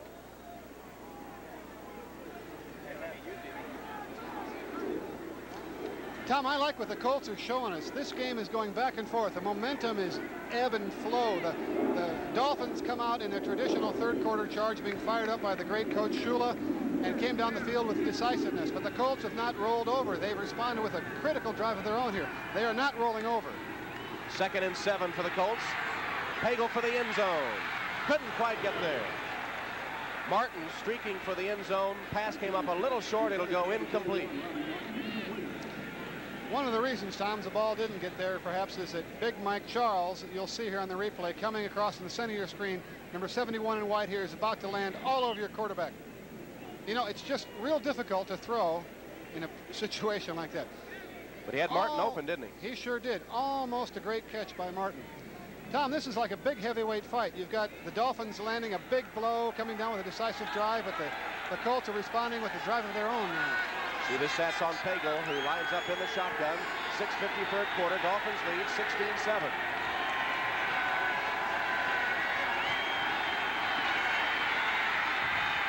For the end zone. Overshot his man. Intended for Middleton. Brown defending, but the pass by Pagel was too long. And Allegri will come on to attempt the field goal. 4th and 7. A perfect throw, Tom, would have resulted in a touchdown there, but anything less than a perfect throw. That was good coverage by Bud Brown there. He played the angles. He took the end zone away from the receiver. Pagel threw it a little bit high, but anything lower, it could have been intercepted. So good defensive play by the second-year man, Bud Brown. See what a good kicker Allegri is. Best in Colt history percentage-wide. 1 for 1 this season. Kicked a 39-yarder against Pittsburgh. This one will be a 36-yard attempt.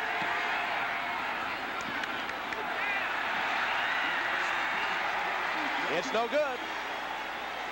Allegri misses the 36-yard attempt, and the score remains Miami 16, Indianapolis 7. Second possession of the second half. They scored a field goal the first time they had the ball. Marino on first down. Way short. Pass by Marino coming up short, and the boos ring out from the Orange Bowl. And he is not a happy young man, though it is his 24th birthday. Hey, he's doing all he can do. What can you do? You laugh about a throw. A ball that's 10 yards underthrown. Tom, I want to talk about that field goal for just a second. That unfortunately for the Colts, was a critical 3 points that they missed. They defied the odds. They're a 17-point underdog here. They're in a hostile stadium. They're bucking a 30-35 mile an hour wind. They take the ball, methodically go down, a gut-wrenching drive. They get in close, and they come up empty. Devastating blow. 2nd and 10, running play from the Dolphins. Hampton gets the call. Odom makes the stop after a gain of a couple. Psychologically, Tom, to not get 3 points is really a big letdown for the Colts. Checking the baseball scores, the Mets in front of Montreal, 5-1. Cardinals and Cubs are scoreless. The Mets and St. Louis, of course, in that National League East battle.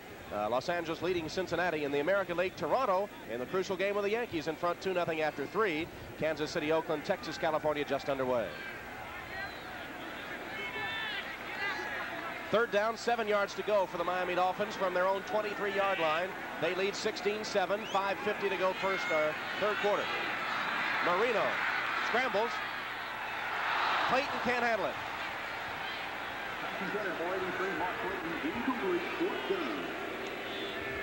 Marino had to scramble that time, sent it downfield to Clayton, and got a hand on it, but couldn't hold it. Yeah, you won't see Mark Clayton dropping many of those. This was a good play and a bad play at once by two of the bright Dolphin performers. Marino doing what he does very well here, scrambling. He's not a mobile quarterback, but he has a good knack for avoiding the rush. And on the other hand, you won't see the talented Mark Clayton drop many passes like that. Reggie Roby is in for his first punt of the afternoon. You see his net last year at 38. That's punt minus return. Martin retreats to take it over his shoulder, comes back upfield, gets to the 25 before he's knocked out of bounds on the Special teams play by Jay Brophy. A big hit, Tom, by Jay Brophy, the homegrown Miami product. Big hit for Jay Brophy. We'll be back. Miami leads. Reggie Roby's punt, 62 yards. Return of 10 yards. First and 10 Colts on the 25-yard line.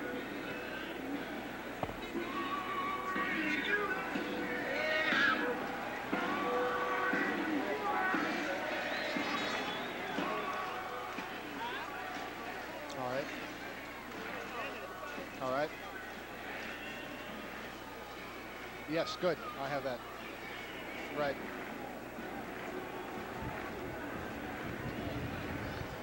Yeah, I have something on that. We want to talk about that. Right, right.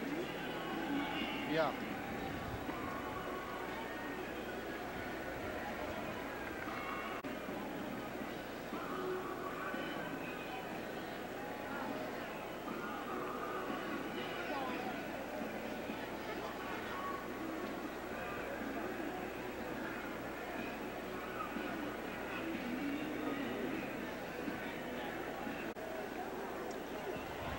After a 60-yard punt by Reggie Roby, a 10-yard return by Robbie Martin, the Colts put it in play from their own 25-yard line. First and 10.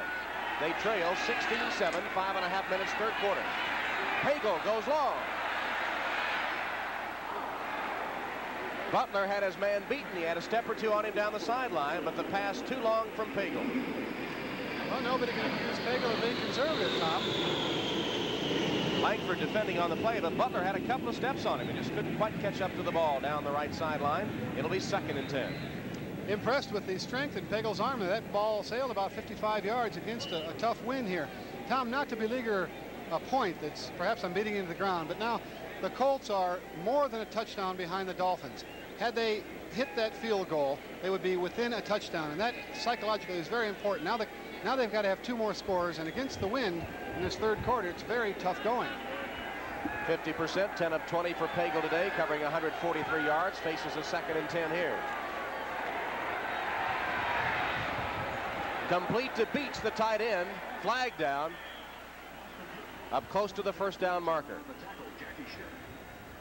Jackie Shipp came up to make the hit for the Dolphins. We'll check the penalty. Jim Tunney, our referee here today.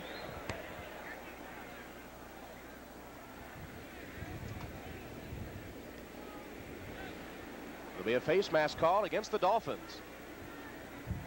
Should be an automatic first down if that's the call, Tom.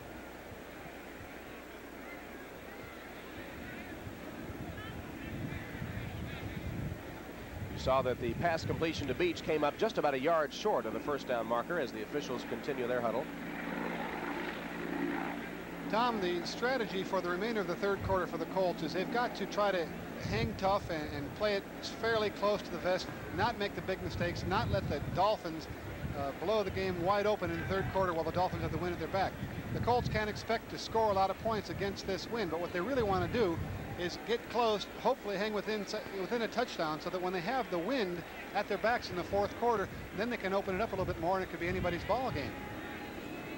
You saw Shula. Here's Rod Dowhauer. Jim Tunney, the official. Face mask, number 49, was during the pass, measured from the line of scrimmage. Still second down, 2nd and 5. So it'll be a 2nd and 5 situation measured from the line of scrimmage. They didn't take the pass completion. It would have been short of the first down, so they go instead with a 2nd and 5.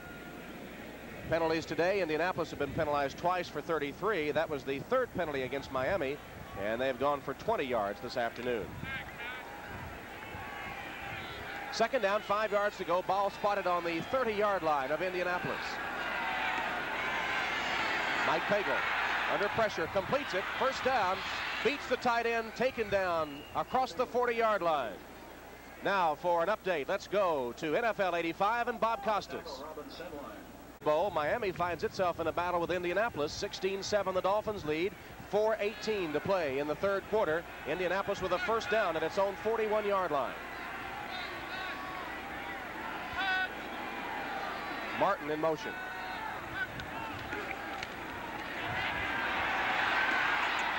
Pagel's pass almost intercepted. It'll go incomplete.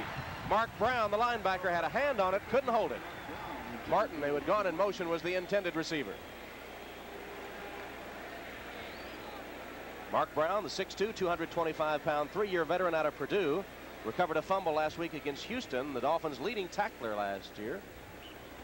The development, Tom, of Mark Brown and Jackie Shipp, the two Dolphin young inside linebackers, is a key to the rise of this defense. Mark Brown has more physical ability perhaps than any Dolphin linebacker. He can cover a back out of the backfield better than any other linebacker, but he's been prone to make the big mental breakdowns.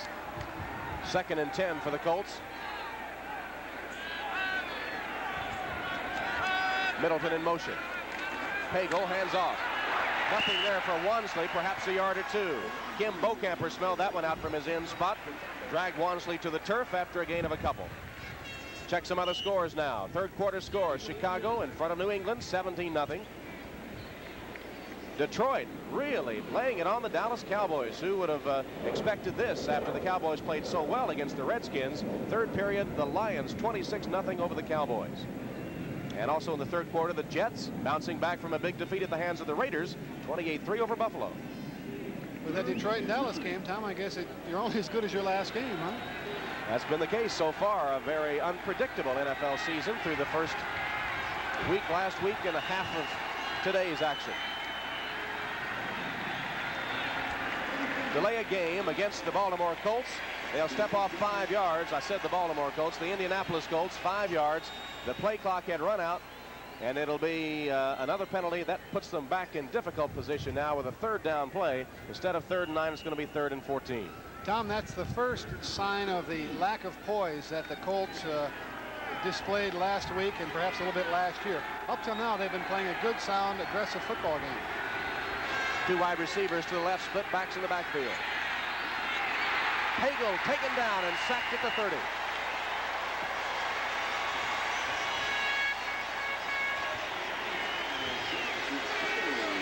Doug Betters, the defensive captain who led this team in sacks the last 2 seasons with help from Mac Moore, takes Pagel down for the sack.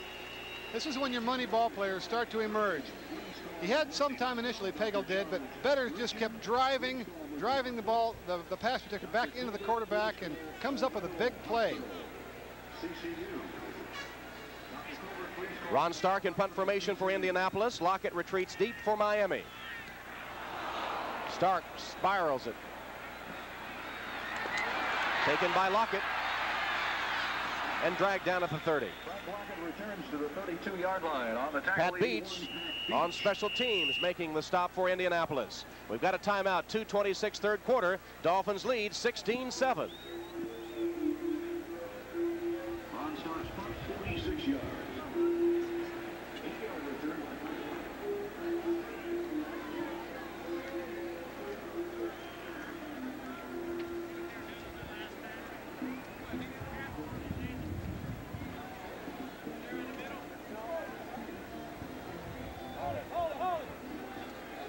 I'm right on things, okay?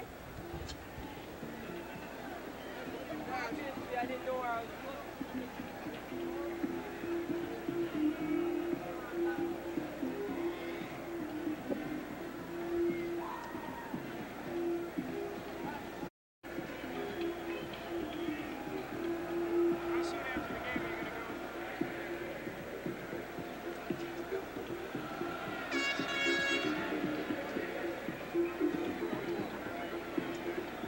like Vino, and from today's performance, it looks like he still has a way to go. He still is not back to that 84-4. Well, Tom, if he's not back, he's certainly on his way. Not bad statistics. What is his status contract-wise right now? Well, he has not gotten his renegotiation complete, but that's an ongoing process. And what he has said is he's not really concerned with that. What will be, will be. I'm here to play football, and let's win the pennant. He's going to pass on first down. Goes deep. Well, the two Indianapolis defenders knock each other off like bowling ball hitting a pin. The two knocked each other down. Randall and Davis colliding, and Randall may have been shaken up just a little bit. Tate Randall a little bit shaken up. Clayton split him. Nobody could get the ball, but The two Indianapolis guys went down. Marino here going for all the marbles, taking advantage with the wind at his back, throwing it well covered here. This ball really was up for grab. Tate Randall here was a rookie with the Dolphins a number of years back, and quite a country smart safety. Used to catch, can you believe this, used to run down jackrabbits on foot.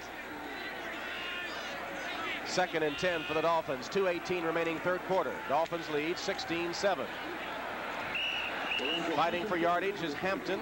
Gets across the 35 to the 36 before Odom and Cooks, left outside and inside linebackers, are able to pounce on him at that point. Be well shy of the first down, and a third down situation coming up as Clayton re-enters the game and brings in the play. Clayton telling someone to stay off the field, it looks like. No, he's calling a player on the field. He was calling one of his players to come out on the field, Vince Heflin. Tom, from the Dolphins standpoint, they would like to get a few more points on the board here in the third quarter. Marino has not completed a pass in his last 7 tries. 3rd and 6. That one is complete, close to a first down. It will be enough for the first down. Cooks was all over Joe Rose. Somehow or other, Rose was able to clamp down on the ball and catch it for the first down reception. Excellent coverage by the Colts, but you really can't stop this play. Marino puts the ball right in there. The important part of this play is Joe Rose, number 80, catching the ball, knows exactly where the first down marker is, gets the first down by about a yard. Good coverage. Nothing the Colts can do about that, though. When the route is run and the timing is perfect like it was there, you really can't stop that play. Rose getting a lot of action at tight end for the Dolphins today. 6'3", 230 pounds, 6-year veteran from California. 1st and 10 from the 45 for the Dolphins.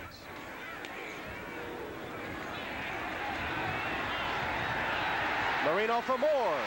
Out of bounds, incomplete. Eugene Daniel had him pinned against the sideline. No reception. Good call here, Tom. The fans certainly don't like it, but it was a good call. He did not come down with 2 feet inbounds. The Colts here playing excellent coverage. Marino, again, going downtown. You see more coming down. Right foot is in. Let's see the left foot. Not in bounds. Good call. Good defensive play. Good effort by Nat Moore. The fans naturally don't like it, but it's surprising, Tom, how many times the referees are accurate. It'll be 2nd and 10 for Dan Marino and his Dolphins. From the 45, only 40 seconds remaining in the third quarter. Marino rolls out. Complete. First down. Bruce Hardy takes it inside the Colt 40, a 17-yard completion. Johnny Cooks on the coverage for Indianapolis. A couple of the weapons in the Dolphin arsenal is the fact that they have Bruce Hardy, number 84, and Joe Rose, number 80 at tight end. Both of these veterans are very experienced and street smart, and they know how to get open. Here you see Hardy taking Johnny Cooks downtown, faking deep down over the middle, breaking out, getting Cooks to turn his back, and then coming open, wide open to the outside. They won't get the play off before the end of the third quarter. Yes, they'll stop it. They did not snap the ball before the third quarter had come to an end. So they'll again face a first down situation when we come back. The end of the third quarter, the score, Miami 16, Indianapolis 7. We'll be back after these messages from your local station.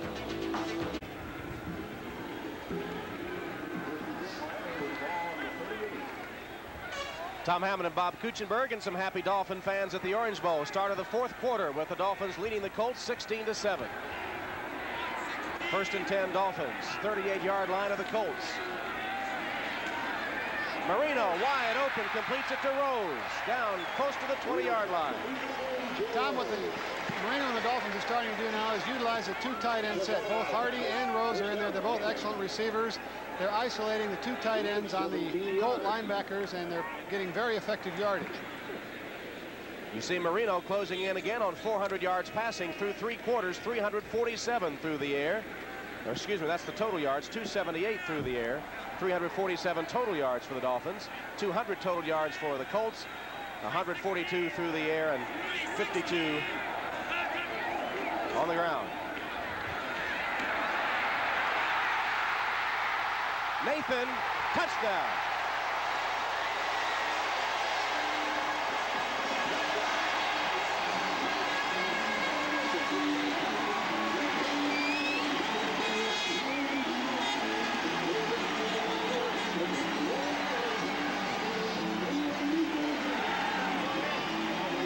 Tony Nathan rambles 21 yards, shaking off several tacklers for the touchdown.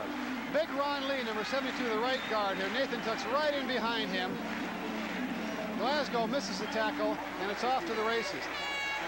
This could be a backbreaker, Tom. And not only did they score, but the manner in which they scored, just brute strength right up the middle, and that was a big play for the Dolphins. Reves flags down. The kick went through the uprights. We'll check the flags.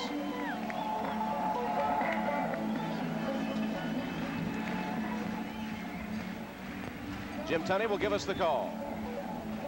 Offside defense. Point was good. Will penalize on the kickoff 5 yards. So the point after is good, and the Miami Dolphins now begin to stretch their lead over the Indianapolis Colts. Timeout, 14-11 to play in the fourth quarter, with Miami leading Indianapolis by a 23-7 count. We'll be back to the Orange Bowl in Miami in just a moment. Play, 17-yard return. Steve Clark on the stop for the Miami Dolphins. Bob, that last Miami drive, a vintage Dolphin affair. They covered 68 yards in 7 plays, 3 minutes, 15 seconds, capped off by a 21-yard run by Nathan for the touchdown. That's right, Tom. It's a type of drive that Don Shula relishes. He likes the ball control, but grind them out, and that's what the Dolphins' main objective offensively has been this entire training camp. Indianapolis Colts need to get something in a hurry now, trailing 23-7. Plenty of time, 14 minutes remaining in the football game from the Orange Bowl.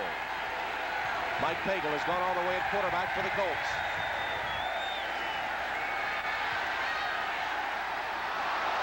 Too tall for Beach to handle. Went through about 3 sets of hands before it finally came to earth. And the Indianapolis Colts still looking for their first win after losing at Pittsburgh last week. They'll have their home opener at the Hoosier Dome next week against the Detroit Lions, on the road at the Jets, and then at home for the Bills and the Broncos.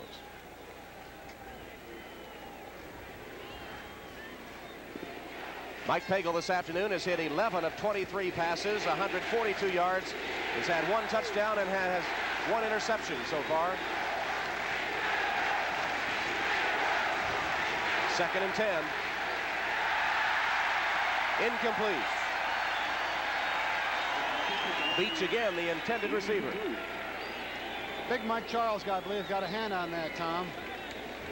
There's Charles, 71, 6'4", 285 pounds. Mike's had to fight his weight his entire career. He came into camp a year ago weighing about 315 pounds. He's been over 300 pounds more often than he's been under.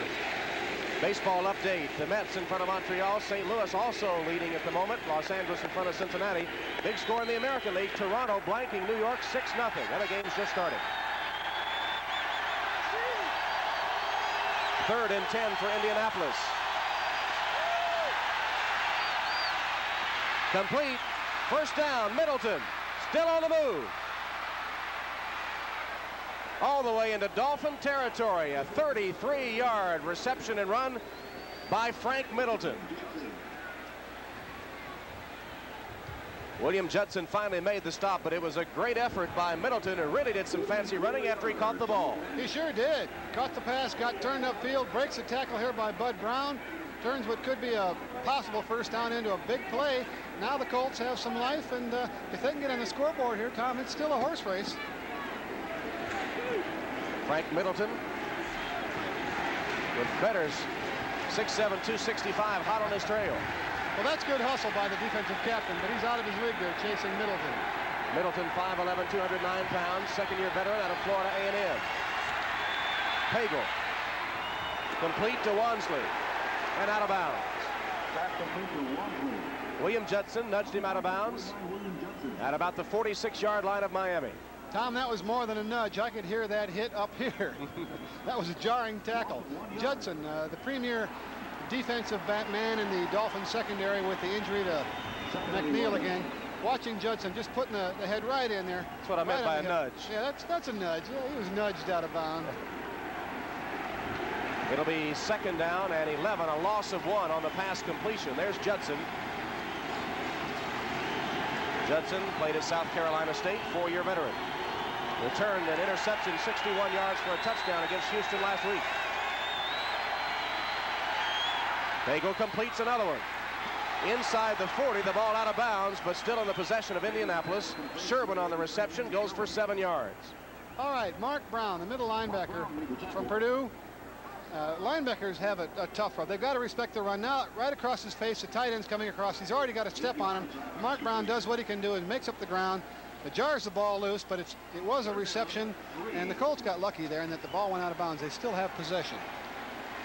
77 tops on the Dolphin defensive unit last year.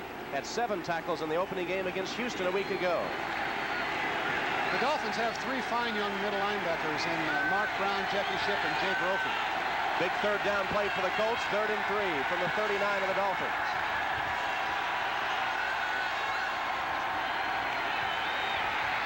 Pagel out of the backfield, intended for Wansley, no good. Wansley tried to one-hand it, and he had some clear sailing. If he could have caught it, it looked like he could have made the first down. Well, it would have been a difficult catch for a man that doesn't make his living catching the ball. A lot of backs out of the backfield. Tony Nathan perhaps would have caught that ball. Wansley doesn't make his living, as I said, catching the ball. Would have been a difficult catch looking over his shoulder, but frankly, it should have been caught. And he did have some running room, as you pointed out, Tom. 12:33 to go in the 4th quarter. Dolphins lead 23-7 on 4th down and 3. It appears the Colts will go for it.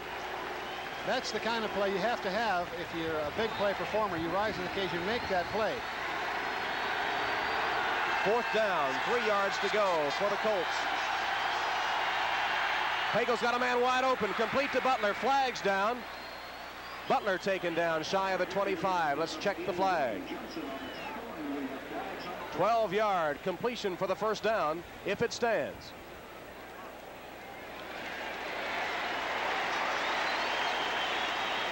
Offensive interference against the Colts will nullify a first down reception. Yeah, I think they ran a little pick out there, Tom. The receiver came too wide open. That's what it was, and the Dolphins had a blitz going on. They had at least 1 defensive back, perhaps 2 coming. The quarterback Pagel Pass interference, offense, number 31, 10 yards, still 4th down. Well, it was Robbie Martin that apparently set the pick. Yes, he did. And anytime you see a receiver coming that wide open, you may suspect foul play. That's a critical error at a key time. Pagel did a good job in recognizing the blitz, instantly realizing who the open receiver would be, and perhaps many times that call might go undetected, but it didn't this time, and that hurts. Move the ball all the way back to the Dolphin 49. 4th down, 13. They'll still go for it. Pagel in the shotgun.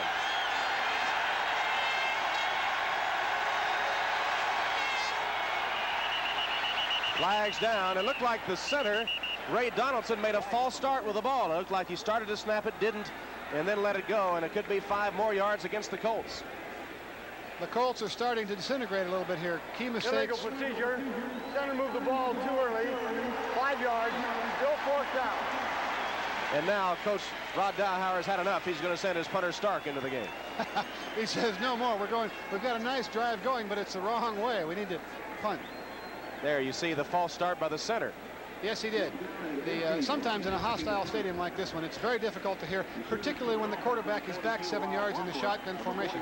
Almost impossible certain times to hear the quarterback, and what Donaldson actually heard was some fan on the sideline yelling and started to snap the ball and hesitated.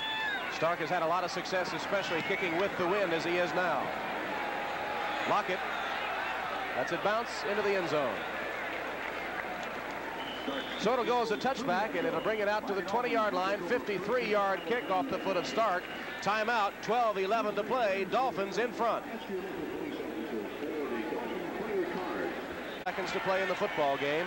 Ron Stark has done a good job punting, helped by the wind here at the Orange Bowl today. Stark 5 punts has averaged 50.4 yards a punt. Marino pitches on first down. Quickly through the hole and getting first down yardage is Nathan. 12-yard gain. Tony Nathan off the pitch from Marino. Randall finally made the stop. Tom, the Dolphin offensive line is finally beginning to find itself. Nathan, the veteran performer here, takes the pitch out. You see 72, Ronnie Lee, and 61, the guards pulling.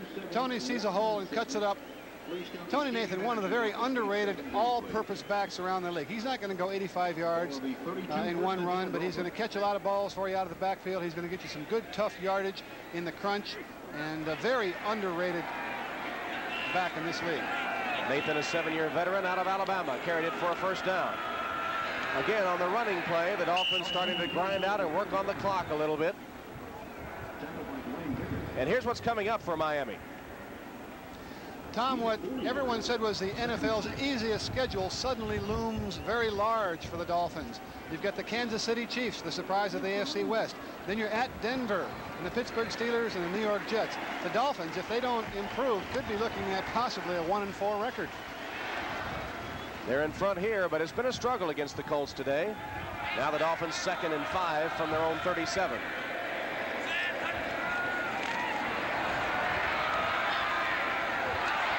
Incomplete. Rose had it for a moment, but dropped it as he was hit. Krause was one of the guys in on the stop, and there is Rose apparently injured on the play. Remember, the Dolphins already lost Mark Super Duper with a knee injury this afternoon. And the receiving corps being hard hit by injuries here. Yes, they also have their original starting tight end, Dan Johnson, out with an emergency appendectomy. So Joe Rose, if he's seriously hurt, could really put the Dolphin tight end corps in bad shape here. You see Odom comes in to replace Rose. The Dolphins get Clayton, Moore, Jensen, and Heflin, all their wide receivers, into the game.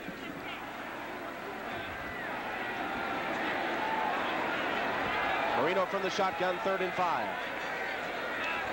In motion is Jensen. Complete, first down. Matt Moore takes it for first down yardage as the Dolphins keep their drive alive. Moore might have gotten a little more, but slipped and fell. Yes, he's unhappy with himself. He was cutting back there, saw some open daylight, and perhaps envisioned 6 points. But the Dolphins right now are doing what they have to do to win. They're making the plays. They're keeping possession of the ball. The worst thing they can do now is turn the ball over. They realize, of course, if they keep the ball here, even if they don't score, if they take another 4 or 5 minutes off the clock, school will be out.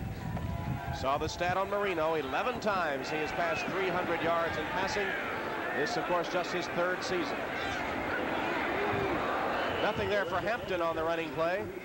Barry Krause stopping it up right at the line of scrimmage.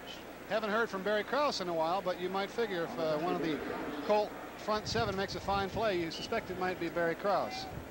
To check other scores around the NFL this afternoon, here's our update. Chicago still comfortably in front of New England in the 4th. Also in the 4th, St. Louis holding a 4-point edge on Cincinnati. 3rd quarter score, Washington's lead over Houston is 3. Dolphins have it 2nd and 9. Nathan, the only setback, gets the pitch. Try to cut it back. Got a yard, maybe 2, before Krause is there to stop him again. This is becoming a familiar pattern here today. Krause shuffling off. It's a quick pitch. It's a pitch to the halfback going. Krause's job here is to float along the line of scrimmage, not getting blocked. You see him avoiding Riley's block. He's right there. Tony Nathan goes to cut back, and there's nowhere to run because Krause is waiting for him. There's Krause, number 55, 7-year veteran from the University of Alabama. 175 tackles on this team last year to lead the Colts in that department. Tony Nathan has carried 5 times for 48 yards this afternoon. Dolphins have it 3rd and 6.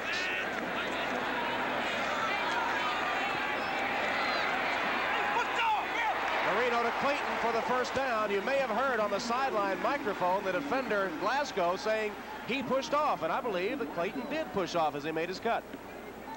No flag, no foul, Tom. Let's see if we can see it on the replay. It's hard to say nowadays. They want to say that both men have the right to go to the ball. You see Marino getting hit there after he delivered the ball. You saw Glasgow trying to regain his balance there. We couldn't see the cut to see if Clayton did indeed push off, but Glasgow was trying to convince the official that he had.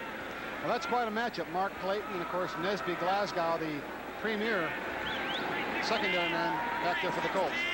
1st and 10 for the Dolphins. Clayton in motion. Handoff straight up the middle. Nathan not much there as Lowry comes in from an outside backer spot to make the stop. Dan Marino and his 37-day walkout. We've talked about whether he's regained his timing or not. Apparently still is not quite back. How important is he to this Dolphin team? Tom, I think that Dan Marino is the most valuable Dolphin that has ever been. And when I say most valuable, I don't mean necessarily the best Dolphin that's ever been. I'm not saying he's a better football player than Paul Warfield or Larry Zonka or even Dwight Stevenson. What I'm saying, though, is that he's the most valuable in that without Dan Marino, the Miami Dolphins, I feel, are just another ball team. Marino hands off to Davenport, who carries it for first down yardage. Cliff Odom stops him, but not until they had gotten another Dolphin first down to keep the drive going, and mostly on the ground to eat up the clock, which now shows 7 minutes 35 seconds, and the Dolphins in front 23-7. John Sandusky has to be very happy with what he's been seeing here in the second half. The Dolphins' offensive line has come out and controlled their responsibility on the line of scrimmage, and they've dominated a great deal in the last couple of drives. It seems as though they've finally worn the Colt defenders down. See the other scores, including that shocking Dallas blanking so far. Hampton turned back, goes the other way, still alive, still fighting for yardage.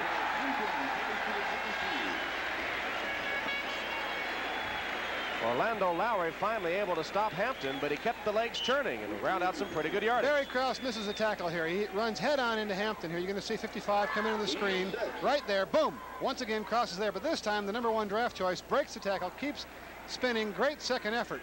Krause very slow to get up that time. I think perhaps he may have lowered his head a little bit during that tackle and may have been stunned. Gain of 6 on the play, second down.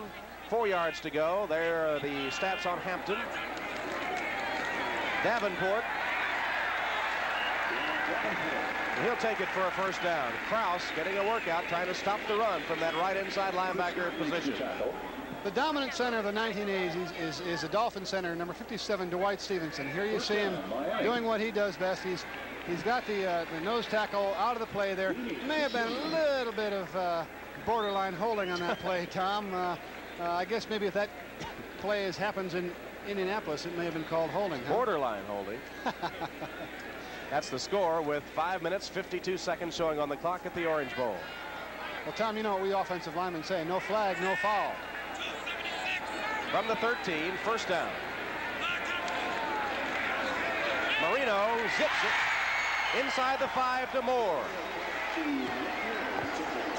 The ever-dangerous Nat Moore. Now, in this case, the Colts secondary, again, doesn't have a lot of real estate to protect. The Dolphins have the ball on about the 10-yard line, so you've only got 20 yards of real estate there. Because of that, they're able to play Nat Moore very tight.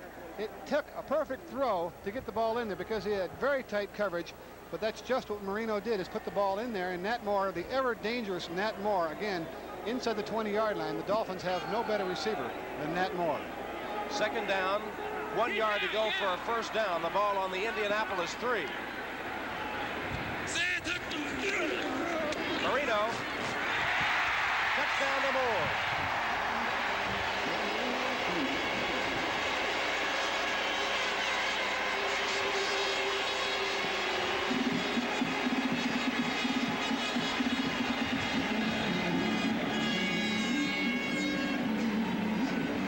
Marino connecting with Nat Moore for another Dolphin touchdown as the Miami Dolphins extend their lead on the Colts and reasserting their superiority here in the second half. Simple little out pattern here. Nat Moore knows exactly where the goal line is, turns back, takes the ball, breaks the tackle by Davis.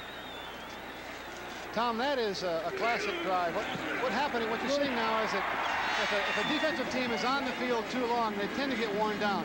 In a 6, a 7, or 8 minute drive, the advantage goes to the offense.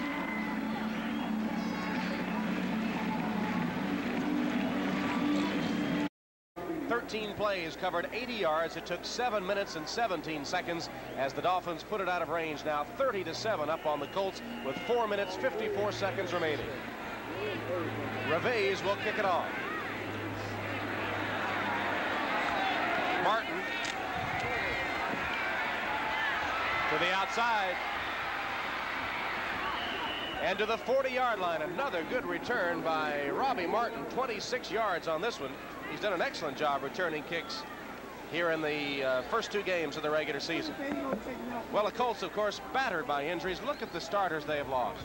In particular, Curtis Dickey, that injury has been debilitating to the Colts. Rod Dahor, the pass-oriented offensive genius that is now coaching for the Colts really has been crippled by Dickey's loss, because not only is Dickey the great threat to break the home run all the way, but he's also very effective coming out of the backfield. And the Colts hurt on defense as well. A bunch of starters have gone down for the Colts, and they have their backs to the wall, about to go 0-2 on this young season. Returning home for their home opener against the Lions, who are killing the Cowboys today. Albert Bentley into the game for the first time, carries the ball. Bentley, the rookie out of Miami. Member of that Miami team that won the 1984 National Collegiate Championship. Getting to play before the home folks here. He gained over 1,000 yards in the USFL last year. Yes, he's quite a player. He's a good receiver coming out of the backfield. He's also, I remember him in that upset of the Nebraska Cornhuskers that day, standing in tough as the Nebraskas were throwing everything to the kitchen sink on the blitz, and Albert Bentley just sitting there and taking it all on. Good, tough ball player. 53,693 at the Orange Bowl today. Pagel, complete. Martin takes the reception for a first down at the Dolphin 40. 12-yard gain on the play, and a Colt first down. The Colts, though, have made progress this week. Certainly, it's not as dismal a showing as it was at Pittsburgh a week ago. It's not only not as dismal, Tom, I think that they've performed very well today. I think the Colts have played just about as well as they can. They made a couple of mistakes that have come back to haunt them, but the Colts do not have to hang their head for the way they've performed today. Saw Art Schleister on the sideline. He's scheduled to start next week again.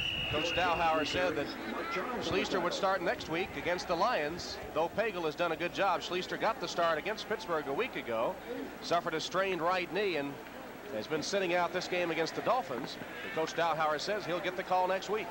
Yes, Tom, that's interesting. A lot of competition, a very close, hard-fought battle for the #1 quarterback job this year in Indianapolis. And when it all was said and done, Coach Dowhauer really followed his intuition, a gut-level decision. He said it's not so much a reflection against Mike Pagel as it is nearly so much about my feeling towards Art Schleister. And it's interesting to note that no matter how well or poorly that Mike Pagel did today, that Coach Dowhauer has pegged Schleister as his man. What he's doing there, it's important that Dowhauer feels that a team have a leader. And what you don't want to do is have indecisiveness, one quarterback in one quarter or one half in the next half followed by the other guy. Very important to have your man picked as your leader, and so that he can do just that, lead. And Coach Dowhauer apparently has decided on Art Schleister. Saw that Dowhauer has coached under some offensive geniuses. That last pass intended for Boyer fell incomplete. It's 3rd and 6 for the Colts. They go to the run with Bentley. He's got a first down. Just like it's got to be a little bit of extra pleasure for Clayton to do well against his hometown Colts, it's got to be a little bit of fun for Albert Bentley to come in and do well here, even though the Colts are behind here. To come in and do well now in front of his hometown fans would be meaningful. Clock ticking down toward the 2-minute warning. 2 minutes 20 seconds left. First down for the Colts. They're at the Dolphin 26-yard line. Pagel for the end zone, overshoots his man. Way over the head of the intended receiver, Ray Butler. Butler's shown us some good moves today. He's a nice receiver, 6-year man out of Southern Cal. Yes, he has, Tom. He's a proven performer. He's been around a while, made some big catches over the years, and I'm sure he'll make many more. It's interesting to note, as you start the season, two contrasting ball clubs, two contrasting sets of goals. The Dolphins, of course, AFC champions, got to the Super Bowl, were humiliated, and so anything less than a repeat performance and then an ultimate win in the Super Bowl would be a disappointment for the Dolphins. On the other hand, the Colts last year, inconsistent season, a change in the coaching regime, Coach Rod Dowhauer coming in, having to establish himself, and then the very disappointing opening loss at Pittsburgh. But the Colts have shown me a lot of progress here today. They've played good fundamental football, and I think that it's going to be a representative ball club for the Indianapolis team this year. 2-minute warning coming up, and we'll be back to the Orange Bowl in a moment. Half is a different set of circumstances as far as the Dolphin defense is concerned. Shula and the coaches cannot be pleased with the Dolphin performance in the first half, but I think they've improved quite a bit here in the second half. Third down for the Colts. Bentley short of the 15-yard line and close to the first down. Update on baseball. The Mets still lead Montreal. That's at the bottom of the 8th inning in Montreal. St. Louis and Chicago now tied 1-1 in the bottom of the 5th at Wrigley Field. And Los Angeles continues to lead Cincinnati. In the American League, Toronto continues to shut out New York at Yankee Stadium after 5-6-0 Blue Jays. And Kansas City and Oakland, Texas at California, scoreless. I don't believe those games have yet begun. Be getting underway just shortly.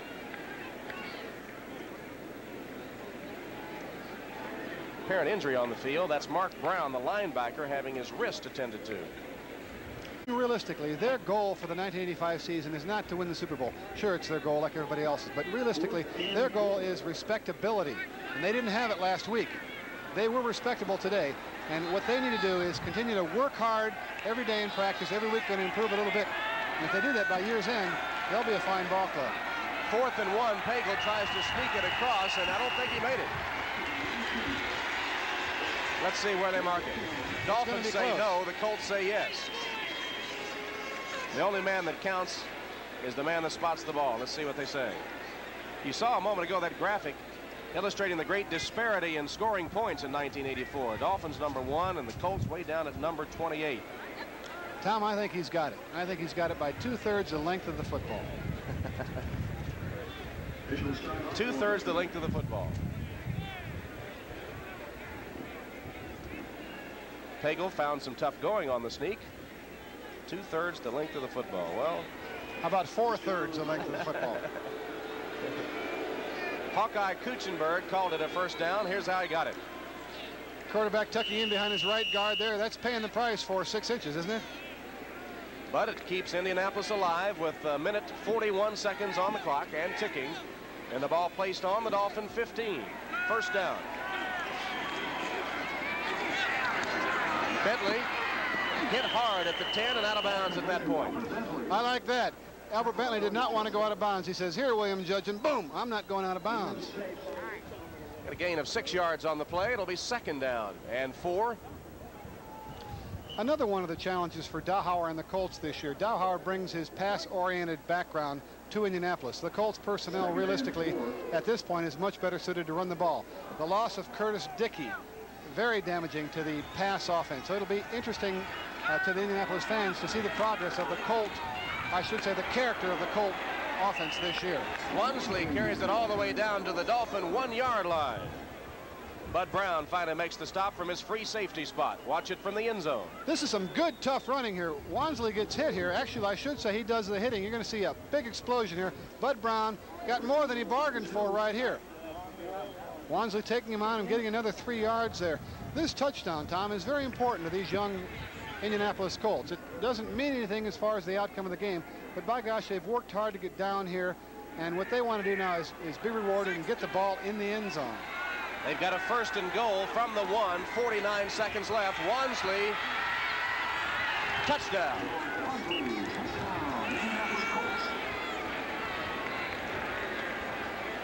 So Wansley carries it over from 1 for the 2nd Colt touchdown of the afternoon, and perhaps psychologically they will be valuable to the Indianapolis Colts as they get set to return home for their home opener next week. Pretty good blocking, but this last 2 yards is all in Wansley. Mark Brown making the tackle, but a little bit too late.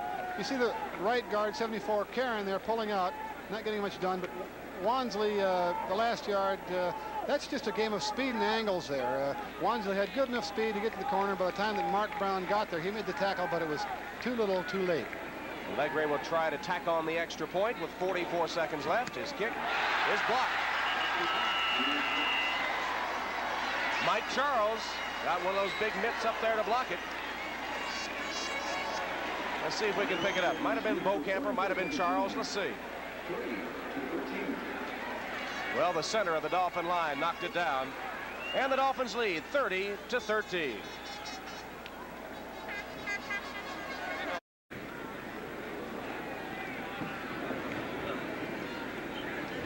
Allegra's kickoff sails through the end zone, and the Dolphins will take over at their 20. That last Colt drive covered 12 plays, 57 yards, 4 minutes, 10 seconds, with Wansley running for the touchdown from a yard out.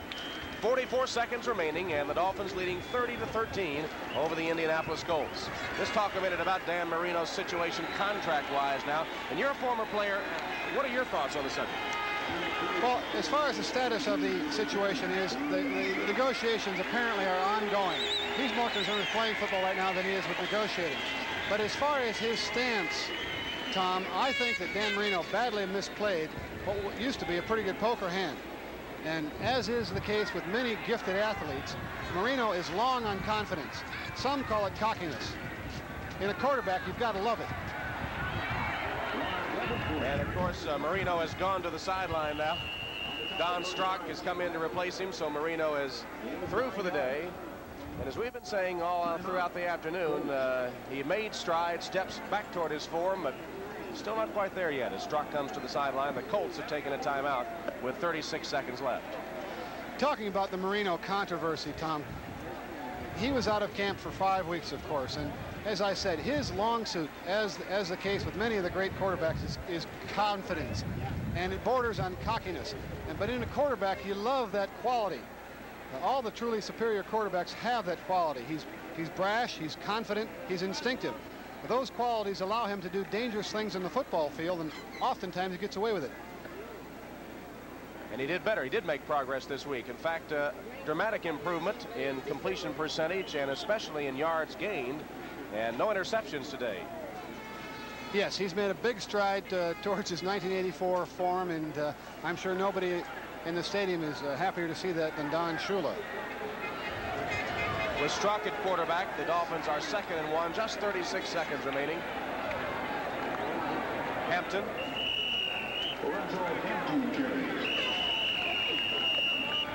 Finishing on the Marino situation, I think that same confidence or cockiness that enables him to be the great quarterback that he is this time got him in trouble. In effect, Marino, by walking out of camp, threw a pass that could not be completed. It had no shot. Joe Robbie would not and could not renegotiate with Dan Marino out of camp. Not in front of 44 other Dolphins and the entire country intently watching. Hope you'll join us next week as NFL coverage continues here on NBC. Most of you will see the Cleveland Browns take on Tony Dorsett and the Dallas Cowboys, plus other regional action. Check your local listings for the game and time in your area. The action gets underway with NFL 85 and host Bob Costas as you continue to follow the NFL here on NBC Sports.